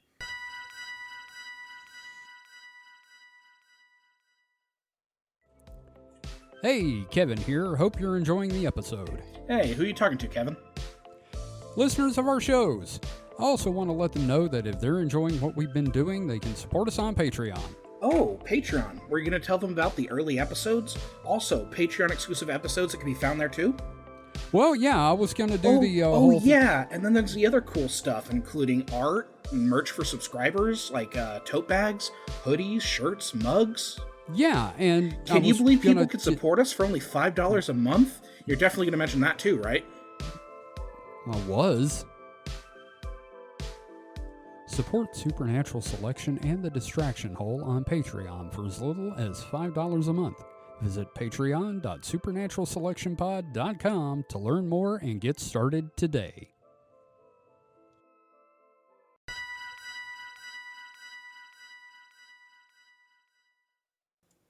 And welcome back to the Distraction Hole, the most festive production since Bing Crosby tap danced with Danny fucking Kaye. And beat his son with a sock full of oranges. Oranges are a very festive Christmas treat, so. If you beat your boy with oranges in a sock, it won't bruise him. Alrighty, so I've been off work for about a week because semester ended, got all of my paperwork in and shit. So I've had some time to kill, and you know me and my love of movies, and Yes. I have that movie thing that I do. I even got they have this unlimited snack thing now. So for $10, I can get a large popcorn and a large soda now, which is pretty nice. So it's pretty cool. So yeah, I've seen a lot of fucking movies lately. Yeah? A lot of fucking movies. I have potentially 7 of them I could talk about. So I'm probably not gonna do all of them, but we'll see. But so I'm just gonna list off what I've seen so far, and this is technically only like maybe a partial list. So I have seen Wicked. I saw Gladiator 2. Oh. I saw Werewolves. Mm-hmm. Trailer Park Boys, Standing on the Shoulders of Kitties. Lord of the Rings, War of the Rohirrim. Oh, no. Sonic 3. And Beetlejuice. So, yeah, no, like, here's the thing. Only one of those movies I objectively did not enjoy. And I want you to guess which one it was. So, Wicked, Gladiator 2, Werewolves, Trailer Park Boys, War of the Rohirrim, Sonic 3, or Beetlejuice. Mike, you guess first. So I definitely know you like the Trailer Park Boys. Mm-hmm. So I can throw that one out. I'm gonna say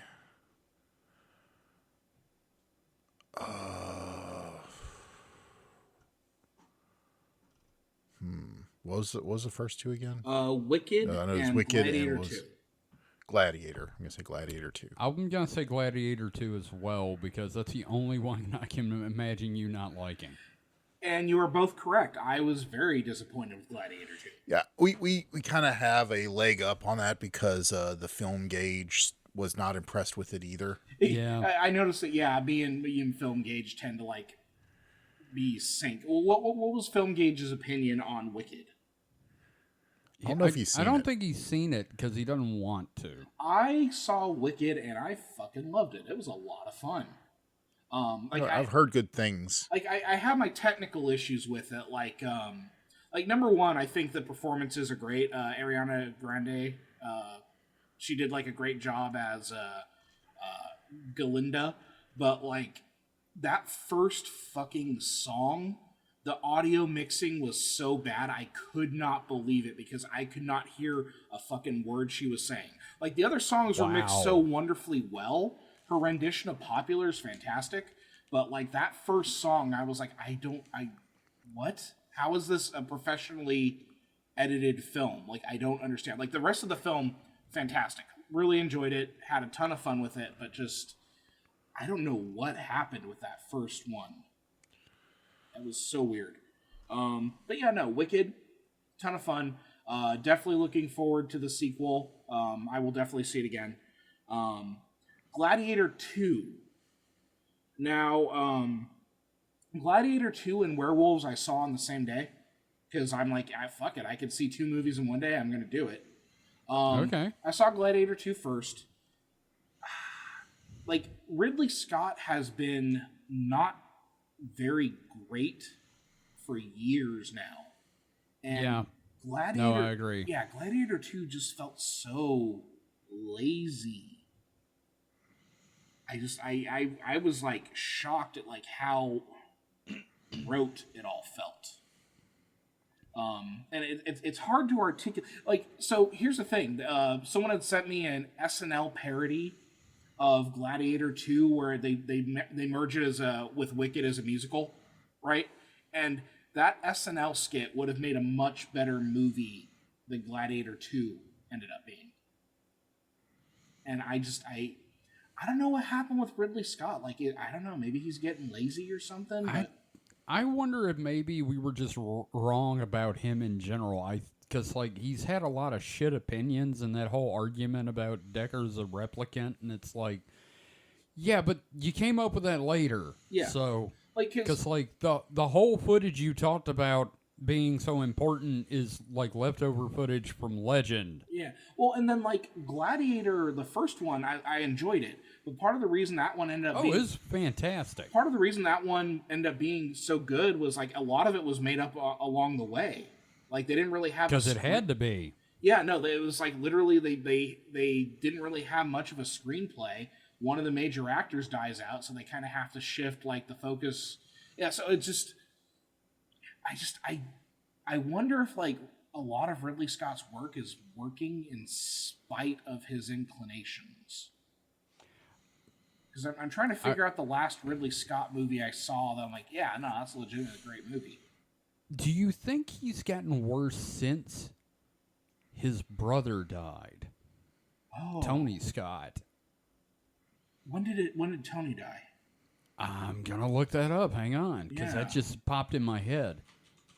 Like, and I feel bad like harping on this, but like this is 2012. okay. Yeah, maybe.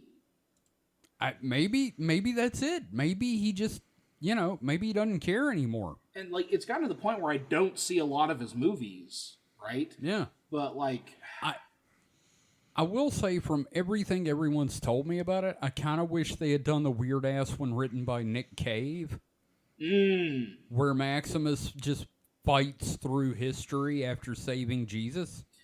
God, that would be such a good fucking movie. God, I wish that was Gladiator 2. The Greek gods just bring Maximus back to defeat Christianity, and then he doesn't and kills them instead and just becomes like a 10-star general of the Pentagon. It would be even better if it was the Greek gods, because this is set in the Roman Empire. Yeah, I keep doing that. The Roman gods. Fuck off. So yeah, Gladiator 2. You know what I mean. Yeah, no, I get you. But Gladiator 2, I was not super thrilled with it. That being said, that gave me the distinct pleasure of watching Werewolves about 40 minutes later. And oh my God, I want Werewolves to be on an episode of Mystery Science Theater 3000. No. It is the most insane, stupid bullshit ever, and I love every single moment of it. No. What was Werewolves again? This is... I mean, obviously it's about werewolves, Yes. but like... So, the original title of the movie was going to be Supermoon. And what the movie is about is, prior to the events of the movie, 1 year prior to the events of the movie, there is a supermoon that activated a latent werewolf gene in everybody on Earth who was exposed to moonlight. This sounds like the greatest movie ever made. Yes. So this movie takes place a year later. Frank Grillo plays a molecular biologist who is trying to develop a spray-on formula with a government organization to, like, and they call it... Do the fuck what? Yeah, yes. And they call it, I think they called it, like, it was some sort of pun on, like, spray tan, but with, like, moon in it.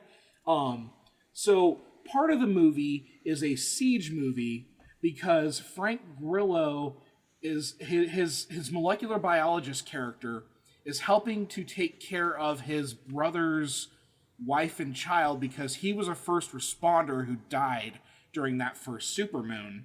I swear I thought you were going to say 9/11. Right? No, I mean, never forget, but also, like, I think this, like, fucking everybody turns into a werewolf is, like, infinitely worse, to be honest. So part of the movie is a siege movie because the widow and her child are, they live right next door to a right-wing survivalist, like, insane guy, right? Who, like, he's got, like paintball armor on. He's got, like, USA painted on his face and everything like that. And then he eventually gets turned into a werewolf. And he's, like, a super smart werewolf who is figuring out a way around the defenses that were made the day of the supermoon by Frank Grillo. Right? What the fuck? But Frank Grillo's story is he and another scientist are trying to escape the facility where they were testing this moon spray, and everything goes wrong, and werewolves get everywhere, so now it's him with guns and another scientist with guns, and for some reason, everything is already post-apocalyptic because everybody was just prepared for society to go to shit. So you've got, like, these different survival gangs going on, and it's like, this timeline does not make sense. And it ends with Frank Grillo becoming a werewolf and fighting the right-wing werewolf. Because he told him earlier, I'm going to fucking shoot you. And then, yeah, they end up fighting. It's so good. It is so wonderfully bad. There are so many lens flares. It is like watching a J.J. Abrams movie. Many shots are completely out of focus. Yeah. It is like a 1990s. So the way that I was describing the movie to my significant other was like, take the most 70s canon film concept that you can, like a Roger Corman piece, give it a 1980s synth soundtrack with 1990s archetypes and dialogue, but 2000s era's special effects and actual, like, good wolf puppetry. There was not a ton of CGI. Like, all the wolves look great because they were very practical. It is such a weird clusterfuck of a movie, and I want them to do a sequel, and I want that director to make a vampire movie. I fucking fell in love with it. Like, don't get me wrong, it was a terrible movie, but I fell in love with it. Absolutely. 100% watch that movie when it comes out. So, and I enjoyed it much more than Gladiator 2. Good. Yeah. So, Trailer Park Boys movie. Me being a Trailer Park Boys fan, like, hell yeah, enjoyed it. A little fun, like, road movie about Bubbles and his band. The Shit Rockers. A lot of fun celebrity cameos. I was not expecting Martin Freeman to show up in the fucking movie. Wow, that's out of left field. Yeah, and he gets into a verbal argument with Ricky, and it's everything that you would expect. Billy Bob Thornton's a big part of it with his band, but it was a lot of fun. It turns out, like, the way they wrote in the movie, like, Billy Bob isn't like a jerk or anything like that. He's a pretty chill dude, but, you know, being Trailer Park Boys, you know, fucking Bubbles and Randy keep fucking shit up and they have to get kicked off the tour. But it has one of the best lines in cinema when Randy tells Bubbles, I'm going to suck and fuck my way across London to get us 2 tickets back to Sunnyvale. Jesus Christ. Yes. It is, it's Trailer Park Boys, you know what I mean? Just a ton of fun, a lot of references for the longtime fans, legitimately a pretty heartwarming story, and, like, the music was pretty good. So, like, the fact that we're getting, like, another season of the show, we're getting another season of the jail show, I think the animated series, and maybe another movie, I'm just like, nope, keep coming. So, let's see. I also saw Lord of the Rings, War of the Rohirrim. Now, I was really unexcited for that, so I'm curious how you felt about it. I enjoyed it. I mean, it is definitely a we need to retain the license kind of project. You know, the character is so the movie is about the story of Helm Hammerhand and Helm's Deep. Right, the origin. Yeah. So, like,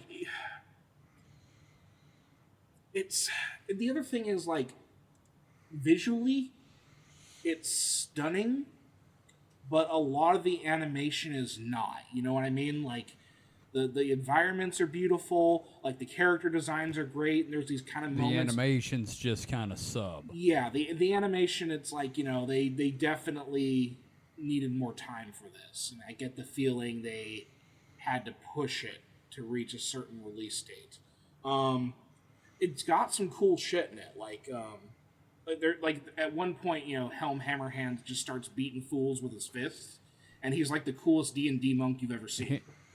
Hence why he's called Hammerhand. Yeah, and they do the whole thing with him, like, killing the dude with a punch and everything, like One Punch Man, literally. Jesus Christ. But, like, it's also got that problem of, like, okay, we're doing that whole fucking, like, we're linking everything together. So there's, like, a scene where Saruman shows up at the end. So what you're saying is we could probably harness the energy of J.R.R. Tolkien rotating in his grave. Honestly, probably, yeah. Like, I mean, I had fun for He's a dynamo. Like, there was even, like, a tease of, like, oh, there was a wizard who contacted me about the rings that those orcs were after. His name is Gandalf. And then... Oh, fuck off. Yeah, no. But, like, the main character was pretty fun. I like her design. The whole thing is, like, as I was watching, I'm like, I wish they did this for a Fire Emblem movie. It was like, you know, the aesthetic and everything is great, but, like, I would prefer to be watching a Fire Emblem movie if that was possible. You know what I'd rather see? Huh. New El Santo movies. Yes, I agree with you there. Like, I mean, here's the thing. Like, I didn't hate it. It's no Gladiator 2. It feels pointless. And, like, the fact that they're able to salvage something out of it is a credit to it, but it's also, like, this this needed more time, and they did not give it the time and attention it deserved. And then, okay, Sonic the Hedgehog 3, amazing. Yeah, I've heard nothing bad about it so far. How about you, Mike? Yeah, no, I really need to watch 2 because I haven't same. watched 2. I really liked 1. I just haven't had a chance to watch. Oh shit! I remembered something I wanted to talk about, but continue. Oh, I mean, I was just gonna say Sonic the Hedgehog 3, amazing. I hope they keep cranking these out. I hope Jim Carrey keeps playing Robotnik till he's 90. Yeah, till you're 90. But no, I'm legitimately excited. Like, I got hyped for the fucking teaser at the end because like they've stuck the landing 4 times in a row. What was the teaser at the end? Yeah, so the teaser is Metal Sonic. There's a whole group of Metal Sonics. And like the robot. Yeah, and Amy Rose. So it's like teasing Oh, Sonic no. CD. Yeah. Oh no! Do you know how dangerously close we are to that bat? Yeah, Rouge the Bat. Oh, Yeah. Rogue the Bat. Yeah, the one with the Titty Anyway. Bat. Yeah, Titty Bat. Big titty bat. Yeah, big titty bat. Yes. No, like legitimately, like it's they've stuck the landing 4 times in a row now because that Knuckles miniseries they did Yeah. was also what? quite good. You know what gets me about those movies is how much fun the actors are having because Keanu Reeves and Idris Elba have both said they want to do a Knuckles and Shadow team-up movie. Right? No, like, and I fucking love Benny Schwartz, Benjamin Schwartz, like, just as Sonic, but also he's been doing the press tour, so I'm seeing him in a bunch of my YouTube channels doing that's cool good. shit. Yeah, like, I've always liked Benjamin Schwartz. Like, I'm a big fan of Comedy Bang Bang. So one of my favorite things about that podcast is when he and Scott Aukerman get together and they do their end of year solo bolo thing where it's just the two of them just fucking around and singing and stuff like that. But yeah, no, it's weird how fucking quality these movies ended up. Yeah. I was just going to say, but are they judges? Oh man. Just if you get a chance, watch Sonic 2. I don't think you necessarily have to watch Knuckles, but like it's fun. It's fun. Yeah. Weirdly, Knuckles and Judaism go well together. And then also, yeah, just do yourself a favor and go see Sonic 3. Like, it's weird that Sonic the Hedgehog is now, like, blockbuster material. Yeah. I'm just happy we got a good video game movie series out of it. Yeah, like, I mean, as much as I love Mario, like, the Sonic movies are these are the better movies. Yeah. Yeah. So. No, I get it. But I think part of it's because Sonic is way more open to interpretation. Yeah, and like the fact that they're willing to go for like the weird, dark, edgy shit as well. Because did they kill the kid? Yes, they did have the death scene of Maria that sends Shadow on his downward spiral. They don't actually show her getting shot. God damn it, cowards! But like, and here's the thing: like all the little nostalgia baiting that they do in the movie, like it absolutely hit me. Like the minute like Crush 40 starts playing, I'm just like, okay, yeah, fuck it, we're doing Live and Learn, let's do it. Oh, here's the jingle from City Escape, fucking let's do it. So, and yes, you also get like all of the bullshit like Sonic superpower shit too. Yeah, just amazing. Probably one of the best times I've had in a movie this year. Okay. And there was also a really fun thing because I saw it like on noon at noon on a Friday, right? And there were some families there, and there was an entire family who was a couple rows back at the end of the movie who were talking about all this fucking deep Sonic lore. Oh God! And you could tell it was, like, was Ken Penders, right? No, and it was like the mom who was like correcting like the father, and like the kids were backing her up, and I'm just like, this is amazing. This is an amazing thing that I get to experience secondhand. That's fucked up. It's so cute. So it's the Sonic clan. Yeah. Oh, I don't like the way that sounded. No, I don't mean that kind of clan. I just meant family clan. Yeah. No. Yeah. Can I throw something in that we do need to talk about? Absolutely. Fucking Superman. Yes.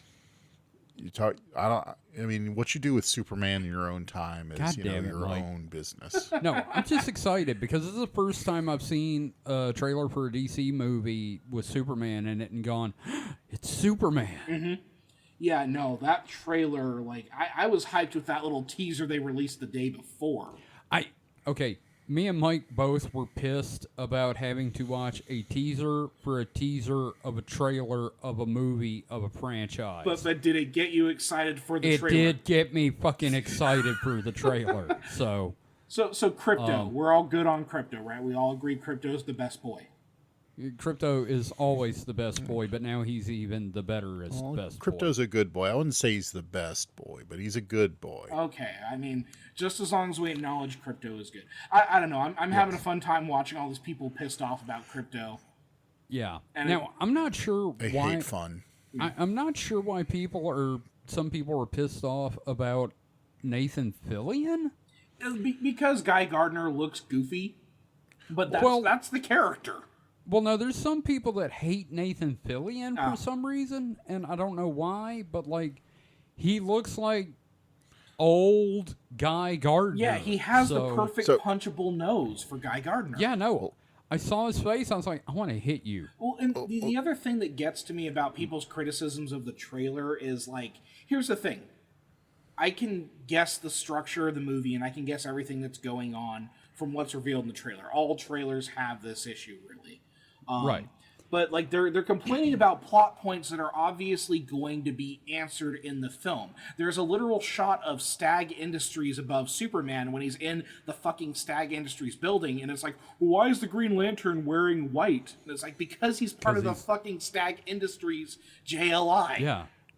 Now, Mike, you were going to say something. I was going to say, I saw a interesting comparison of the Guy Gardner from the trailer to Adam's Family Values Uncle Fester in the suit. That's funny. I saw an even better comparison of Guy Gardner from the trailer to Stewart from Mad TV. I just look what I can do. I just think I like what I've seen of Guy Gardner. My favorite secondary hero who's showing up in this, aside from Crypto, is Mr. Terrific. Like, I am so excited. I love that outfit. They've got the fucking T on his face. Yeah, and like the actor is really good because he was in For All Mankind. He played Dev. He was also Darwin in X-Men First Class. Oh shit! I'm glad he's getting a redemption because man, fuck that. But like no, like they're obviously setting up the Terrifics, right? Because you got Metamorpho in there. Right. So like I see where they're going with this, but like just the way that people are like. They're not thinking. You know what I mean? They're not like thinking about they're like the thinking, narrative. but they're being dickbags. Yeah. That being said, David Cornsweet, like he looks like Superman. Yep. Like, and then I love his Clark. Like his Clark looking so disheveled. Like I think it's perfect. I like it because he doesn't look exactly like Superman. Yeah. No. Exactly. I'm super excited about Nicholas Hoult as Lex Luthor. Like he's got that like. I could see him in a couple of movies wearing the purple and green armor. I was just gonna say he's every piece of casting is an improvement over the last bunch of Superman stuff. Because he's got the classic Luthor like bald head look. But he's young enough and he looks hip enough to kind of hit that like slight tech bro vibe. Yeah. Yeah. No, absolutely. I am beyond excited for Superman. I'm currently watching Creature Commandos. That shit's been excellent so far. Yeah. I think the trailer I'm waiting for to determine which movie I'm more interested in is I'm still waiting on that Fantastic Four trailer. You know what I mean? While I'm burnt on Marvel because I haven't liked really anything that's come out that they've done in the last several years, I'm excited about the Fantastic Four. Yeah, like I'm liking this. Like it's gonna be Superman, who's a very optimistic. You know, it's all about hope. Like that scene where the kid is holding up the flag and like wishing for Superman, like that got me, right? But the fact that we've got that, like that symbol of hope there, but then also, like the Fantastic Four, a very kind of hopeful, optimistic. Like, are we getting to like optimism in our superhero movies now? Is that where we're going I hope with this? so. I've needed that. Yeah. Well, look, that's Superman's shtick, right? Yeah. I mean, having a dark, brooding, pessimistic Superman is just like having a happy Batman. Well, I mean, the Brave and the Bold Batman was pretty fun. The one played by Diedrich Bader. Yeah. Yeah. You know. He's still traumatized as hell. Like they still dip into that, but I do enjoy like a lighter Batman here and there. You know what I You mean? can have a lighter Batman, but he can't be like, Yeah. chipper. Yeah. No, I feel you. Not Adam West. Yeah. Yeah. I mean, even Adam West was, I'm talking about like, way brighter than that. No, I see where you're going with that. But yeah, no, thank you for bringing up that Superman trailer because holy shit, like, and the fucking John Williams theme with the electric guitar, man, just. Yeah, that and the choral version from the teaser. Mm-hmm. Yeah. I like what they're doing with that. I love the look of like the Daily Planet. One thing I'm noticing about it is that it kind of has an anachronistic kind of look because like the Daily Planet, like it's almost like if you were making a movie where Metropolis was kind of in the 70s, but it still has modern technology.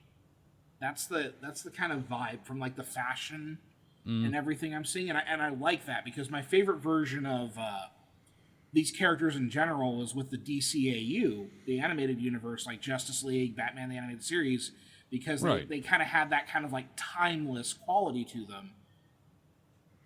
And I think that's kind of where Gunn is heading with some of this, I think. Yeah, I mean, because like, the Batman the Animated Series, there was no telling when it took place because they had computers and cell phones, but it all looked like it was from the 1940s. Yeah. So, yeah.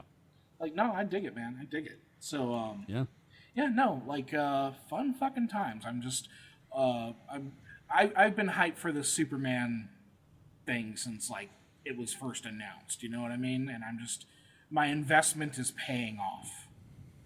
Right. Superman. Superman stocks are soaring. I was cautiously optimistic. Now I'm optimistic. Yeah.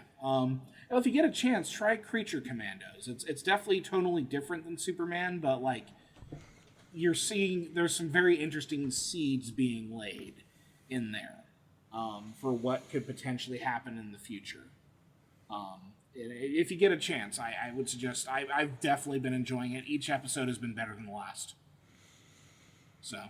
Well, good. Other than that, I do want to mention a friend of mine.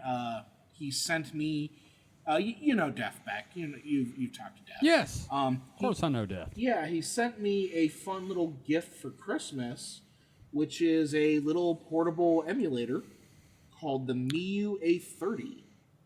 Yeah, I'm really interested in getting one of those. Yeah, no, it's fun. It feels like a. You remember the Game Boy Micro? Where it was like a Game Boy Advance, but it was even smaller. Like it feels a lot like that, but it has like a fucking thumbstick on it, right? And it has like 2 sets of shoulder buttons.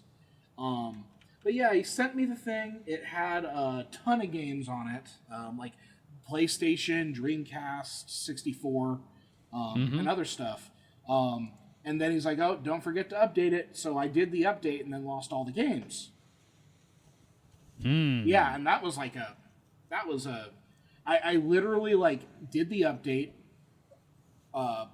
pulled it out, and then I was gonna play it, and then saw that all the games were gone, and I literally just set it down on the desk and went to bed. Like it broke me a little bit, right? But I was able to get some games back on there, and I'm looking forward to getting some game time. I don't think I'm gonna do anything like too.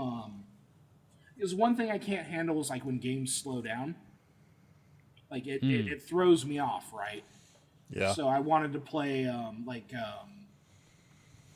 don't know, just some like Nintendo 64 games, but like Nintendo 64 very hard to emulate. I have better luck with like PlayStation stuff, so I can play like Tony Hawk's Pro Skater or something, right? And that runs. Yeah, I want to get some PlayStation stuff. I want to play like shit. I don't know. But I'll figure it out. but mostly, I was a Nintendo boy growing up. So, the nice thing is, like, having, like, my go-to stuff, like Earthbound. I'm planning on doing a playthrough of Mother 3. Just all, like, the Donkey Kong games, the Mario games, that sort of thing. So, yeah, no, I've been enjoying it. The performance is pretty good. The battery life, decent. Not great, though.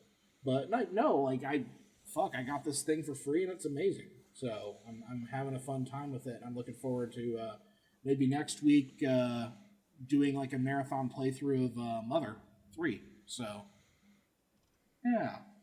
Yeah, cool. Yeah, no, it was a nice little Christmas gift. Another Christmas gift I got was Star Trek Adventures role-playing game player's book. Yeah, that's the one you're playing. Yeah, and like, because I was thinking because I wasn't expecting to get it, right? I was expecting I would just work from a PDF, but no, he's like, here's a book, and he hands me a book, and then Holly is playing as well, so then he hands Holly a book, so we each have a book. Oh, that's cool. Yeah, so I'm really excited about the campaign. Everybody's liking the character art so far, and I'm just I'm having fun with it. I'm looking forward to getting some good Star Trek in. Other than that, though, yeah, I kind of went through everything I wanted to talk about. So yeah. So how are we feeling, gentlemen? Are you ready for a long winter's nap? Well, Mike's had to step away for a sec, so I am definitely. I have to be up at 8. So yeah, I am tired, but happy with our show tonight. Yeah. One thing that I've wanted to do is I've wanted to do some sort of let's play between the three of us. I know that you don't want to DM. I get that. I may know a guy who could DM for us though. Or maybe fuck it. Maybe I'll DM something. Fuck. Sure. Yeah. I just after Paul, it's been tough to kind of. Yeah. No, it's. I feel you, man. No, I understand how it is. Right now, I'm thinking about my grandma a lot. No, I understand. Yeah. So we didn't have any questions, did we? No, not that I'm aware of. We'll handle them next time if we do. Okay. Do we have Mike back? No, but let's go. Mike can hear, so let's go ahead and. Who won the game? Okay, so first of all, the game was I gave each of you 3 quotes from 3 different franchises, and your goal was to integrate those quotes into the conversation as naturally as you could. And Mike won. It's 2-1. Yeah, well, okay, in all fairness, first off, you stole my thunder with a buy that for $1 quote. That's fair. And secondly, do you know how hard it is to get Can't We Get Beyond Thunderdome? Motherfucker, you were bragging about that last week. Yeah, I was bragging about the fact that I've been able to do it several times, but that doesn't mean that I can just do it at will. You each had a hard one. I gave each of you a hard one. Yes. So what were your 3, Kevin? My 3 were, I'd buy that for $1 from RoboCop, you thieving son of a bitch, you. No, I'm doesn't from Futurama. Which you could have fired that one off several times. Well, I did. Well, I'm also tired, but Mike said, Fred, you're fired, and I said, no, I'm doesn't. I thought that should count. Oh, okay. All right, no, I must have missed that. So, oh shit, you two were tied then. Yeah. Man, I'm terrible at this. And then the last one, Can't We Get Beyond Thunderdome? There's no way I was going to be able to do that. Yeah, that was your challenge one, and you could have steered it. You could have been I was thinking about great sci-fi films the other day. Well, I couldn't. I was hoping for a situation where somebody would get into an argument and someone would say something about we have to Thunderdome it. Yeah. And it's about that social engineering, right? Yeah, well, I'm too tired for social media. No, I feel you. I like that most of my games don't work. That's your MO. Yeah, no, it's great. I'm just trying to like sow seeds of chaos. Sometimes it works, sometimes it doesn't. Yep. Let's see. Mike's were so Mike had Dick, you're fired from RoboCop, Which I was shocked he got that one. right? He also had Fry saying I'm literally angry with rage from Futurama. Did he get that one in there? Yes, he did. When did he say that? It was after I had said it because I was trying to seed some of these things for you guys. But it was during his segment. And then I must have missed that. Interesting. His third one was "It's fun to have fun" from Mystery Science Theater episode "Touch of Satan." I think I could have gotten "It's fun to have fun." Right. I think his hard one was the RoboCop one. I don't know. He nailed that one. Yeah, no, I think he should get bonus points for getting the hard one. Yeah, he did a good job there. So I feel like that should have been worth 2 points. yeah, you know, fair. Okay, that means fuck it, Mike wins. Yep, Mike wins. He's not here for it. All right, so But he can hear me. Yes. He knows. he's just doing stuff in the background, unsavory like. Yes. He's So setting fires. okay, well, do you have anything that you want to plug? You know, it's the end of the year. What do you got? Well, updates will start back in January, but as usual, you can find The Errant Apprentice, my webcomic, which is heading toward its end on the Duck Webcomics. And you just head over there and search for The Errant Apprentice. And again, also, you can go to fables.pro. And let me see if the URL's manageable there real quick. Just a second. Okay, yeah, it's fables.pro/a/series/the-errant-apprentice. Or you can just fucking search it. So you know, one comic guy to another. Like, how's your production schedule on that so far? Like, how has it been going since you returned? All right, so here's the deal. When I get back into the swing of things, when the holiday stuff's over, I sit down Sunday, and by sometime Monday, I've got the page done. Oh, hell yeah. Fuck yeah, man. So, now, the thing is, it takes me like 2 days to do a page, as opposed to when I was doing Codas World and Errant Apprentice at the beginning, where I could get a page done in 2 to 3 hours. Yeah, funny how that works. Yeah, fucking age. Like, I'm managing like maybe a page a week. The only problem is that like I just got hit with like a few different commission projects, right? Right. So I'm currently 3 pages into the batch that I have for this month. Thankfully, next week I should be able to get that 4th page done. That way I can hit us with like a 4-page update. You know what I mean? Yeah.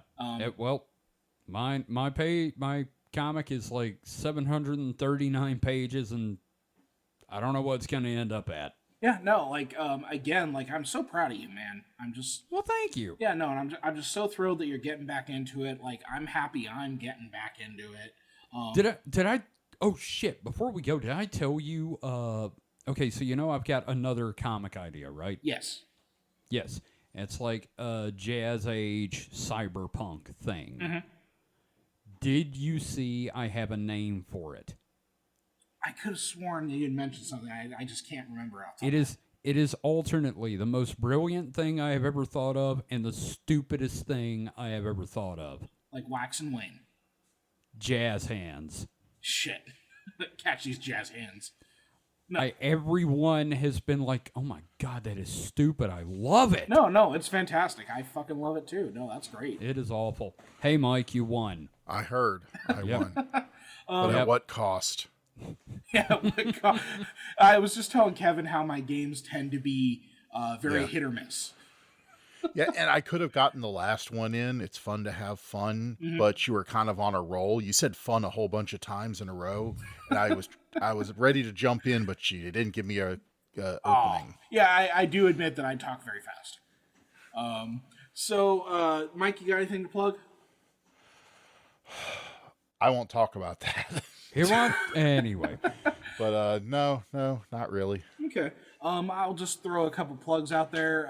Number one, the Schmoofy experiment is back. If you have no idea what the hell I'm talking about, back in ye old internet days of 2006, there was a little bit of a meme going on in some webcomics. I have this little in-joke of this like little teddy bear that shows up in everything I do. Sometimes as a logo, sometimes as an advertisement, sometimes as a literal fucking teddy bear. Call him Schmoofy. I throw him in all my stuff. The first issue of Cosmic Dash is about a theme park based on this fucking bear. And other people started throwing in Schmoofies, and I would like track and link everything. And then, time makes fools of us all. Server crashes, everything like that. I thought I lost the list. I partially recovered it. There were only like maybe 2 or 3 links that actually worked because, again, time makes fools of us all. People disappear off the internet. But yeah, no, it's back. And I've already got people who are sending in Schmoofies. And if you do comics or art and you want to throw this little teddy bear into your comic or art or whatever, I will happily showcase it on the site. You just go to hpcomics.com/the Schmoofy experiment. That is SHMOOFY, and throw in some dashes between the Schmoofy and experiment. Aside from that, I also want to plug every year Def Beck does a Secret Santa radio play. Very, very cool productions he does. And for the past couple of years, I've been assisting him with art assets. So this year, he published on YouTube Revy the Maid in Trouble at the Yuletide Gala. I did the art and the logo, and it is very fun. If you just look up, his specific username on YouTube is DeftBeck1869. Or it's 16. Nice. Yeah. No, it's 1669. There we go. So it's even kinkier. So go check out the radio play. Again, very well produced. He was also the one who produced that Cosmic Dash radio play. And it's always nice to be...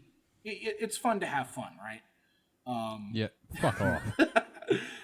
Aside from that, yeah, it's about time we kind of close up this distraction hole. And I know we've had some concerns about the positive affirmation, right? We tend to do the Bill and Ted be excellent to each other. So I thought I'd mix things up a little bit.